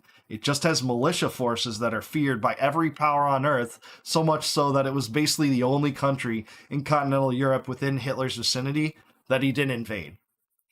So you can have a very strong but neutral country defending yourself, predicated on what it's supposed to do, national defense, actual defending the homeland militarily. That's what, the military was supposed to be for, not empire building schemes. That was never the intent. Americans never had a referendum authorizing, yes, we're going to have a world empire. That's just been the result of ambitious rulers. I don't fear being invaded. And for the same reason is, well, I don't think Madagascar is particularly worried about getting invaded. They have compacts with other countries. You could come to those agreements. Doesn't mean I think there should be entangling alliances. You could have shared kind of defense security with other powers, but not get into empire building schemes. And that's what happened actually in the United States before there was actually even a country. The states maintained a lot of their own policies and just made compacts with each other for mutual defense. They did this to guard against Indian attacks, to guard against like French raids, and all sorts of things like that. Even when they were colonies, they did this, even before they became states. Colette, Jose's awesome. I met Jose twice. Jose's my boy, man. Jose is a hero, my man. I love his interventions. Is that what they call him? I think when he goes... So Jose's this dissident leftist who's so good on the wars, and he goes and he interruptions. He interrupts like speakers, prominent establishment speakers that sit down and like spout regime propaganda. I think he went to one that was like, it was some like legacy media meeting where they're talking about the Ukraine war, and he interrupts it. He just stands up and interrupts the whole thing. It's awesome. They have this on tape. You should see this on Twitter. Search for like Jose Vega, Seymour Hersh interruption, and he goes, "Where's Seymour Hersh? Where is Seymour Hersh? Is Seymour Hersh here? You said you're talking about journalism pertaining to Ukraine. Where is Seymour Hersh?" You know, Seymour Hersh is a classic American journalist that exposed the My Lai massacre and all sorts of other atrocities committed by the state. And by the way, he exposed the fact that it was the US and the CIA that blew up the Nord Stream pipeline, not Russia, as they tried to sell you. Seymour Hersh, a total hero, total heroic journalist, old guy now, but he interrupts and he's great. So Colette, you're right. Gonna shut this down. I'm even losing my voice here in a second, guys. Probably 5 more minutes. If there's another super chat, I'll get yours in right away. Otherwise, only a few more minutes probably. Beauty NH her brain. NH, does that mean New Hampshire? Because I love New Hampshire. Lots of great liberty-minded people up there, by the way. The Free Staters. I'm late but love the live show. Thank you so much. There'll be more. Just from this, guys, there'll be more. You guys have convinced me already. Sawyer's convinced me. Sawyer's convinced me most of all, man. Sawyer, the hero of the day. Okay. Did I miss any of these? Oh, Sawyer, you did one more. I'm sorry. When, if ever, do you think a non-Republican or Democrat will hold the highest office? I'm so sorry I missed yours. When do I think, if ever, a non-Republican or Democrat will hold the highest office? I don't know, man. That's like impossible to predict. I mean, it's a pretty rigid two-party system of sorts. Like, not technically, there are third parties, but ultimately the American populace, even if you're a dissident, a lot of the populace either ends up not voting or voting for a candidate in one of the two parties. And that will be the case as long as like ballot access laws are as they are, where they make third parties jump through hoops and get, thousands of signatures even to run or contest other party candidates. I don't know, man. That's an impossible question. But here's what I care about more. I care about this way more than that. I don't really care even what someone's party is. I don't even care about the letter next to their name. I just view like partisan political parties as a vehicle to deliver like a political product, right? That's all it is. I care only about principles. So you could be part of the Elephant Party or the Democratic Party or the Republican Party, Green Party, Libertarian Party. I will align with you on ways that I agree with and coalition with you on that on a single issue basis and oppose you on issues that you don't align with me on. I think that's a much more wiser frame of politics than, getting lumped into these tribes where it's like my guy versus your guy. And if you think this, you must be for the other guy. It's just so infantile and it doesn't even frame politics in the right way right now, I don't think. Especially with like the Israel issue and like stuff like that. It's just straight up bipartisan in so many ways. Republicans are starting to wake up to that. Some of them are, at least. All right. Yeah, Reno the Exile, Manufacturing Consent, amazing book. Everyone should read that book. Noam Chomsky. Maybe a few more, guys, and then we'll wrap it up. I like that answer. I think the war machine's a racket, too. I used to work for Lockheed, and they were waste so much money on killing and destruction. Felt sick working there. Yeah, dude, I don't blame you, man. I don't blame you at all. Military-industrial complex is no joke, man. The bomb makers are complicit in the whole scheme. They build the weapons that are used for overseas mass murder campaigns, right? And it's all tied together. I mean, I say, like, whenever someone wants to convince us that, like, the evil is out there, it's an external threat. They've been trying it since, the Roman Republic, really. The Gauls are our enemy, right? Well, no, it actually turned out that the enemy was within your gates. His name was Julius Caesar. He overthrew the Republic, seized the treasury, and it wasn't actually the Gauls that were the biggest threat to Rome. It was a tyrant that had amassed mass support through a cult of personality too. And Lockheed Martin's part of that. So I always say, like, the evils in Washington, they are palpable. So the enemy's within our own gates. It's in the halls of Congress, the rooms of Foggy Bottom, and on the board of Lockheed Martin. That's just the truth. Okay. Like maybe two more. Any more super chats, guys? I'll read them. Otherwise, we'll close down here soon. Nobody's invading us. We are surrounded by thousands of miles of oceans and two countries with third world militaries. Yeah, I mean, the geopolitical advantage of the United States is so much greater than a lot of people realize, too. It's like we're between two giant oceans. It's almost impossible for any power to truly project an incredible amount of force easily against us in conventional warfare. In nuclear warfare, it changes a lot of things in that respect, right? But that's true. The geopolitical advantage of the United States is so much greater than almost any other power on Earth. Not every power, but just that is major. RTAR 35. Can we get the No More War, No More Debt merch? Dude, that's a good idea. I hadn't even thought of that. Like the motto. We could do more merch with the motto. It'll be like 4 lines, right? No more war, no more debt, no more inflation, no more empire. As 4 lines, maybe the back's like the logo. Maybe we'll do that. Maybe we'll do that. You guys can like show how big of a dork you are at your local watering hole with that kind of shirt. You'll be the talk of every party, the date that every 10 woman wants to get with. For sure. Guaranteed. Not a money back guarantee. War is a Racket by Smedley Butler. Amazing. Smedley Butler, complete hero. We got a super chat by... Oh, dude. Holy crap, Sawyer. Dude, I'm like just speechless, man. I don't deserve it. Don't fricking do this again. Sawyer with a 99.99 super chat. I hope you go live again soon. Absolutely love it. Well, just for you, right now, I'll plan on doing this next Saturday. Same time, guys. How's that? Just because of Sawyer, just because not just Sawyer, but everyone else that supported me, asked good questions, nice questions, were kind, great discourse, even when you disagreed. I saw some disagreements. That's cool. Just because of this and just this awesome welcome you guys had to my first live stream on the channel, I'll plan on doing this on Saturday again, same time, 7:30 CST. Might be slightly different depending on my schedule, but we'll plan on that just because of this. I really appreciate you, Sawyer, man. I'm just blessed beyond compare. Just it's insane. Like I just never would have dreamed about this as like my career, but now it is.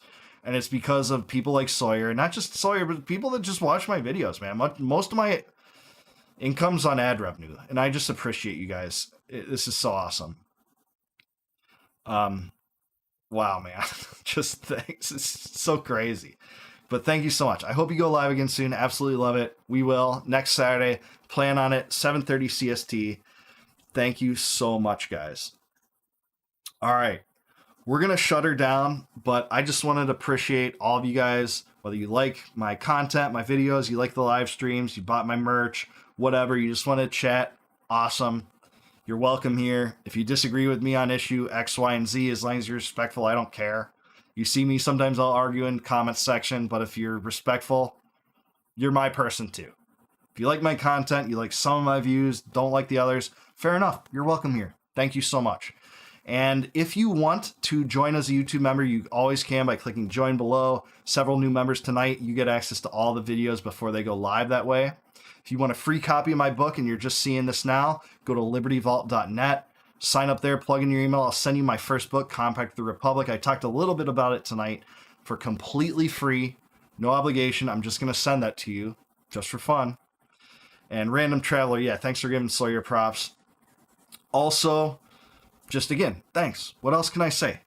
And of course, I'm going to say this to close out. You guys know what I'm going to say. What I'm going to say, those of you that watch my content, those of you that watch my videos, no more war, no more debt, no more inflation, no more empire. All right. Peace out, guys. Catch you in the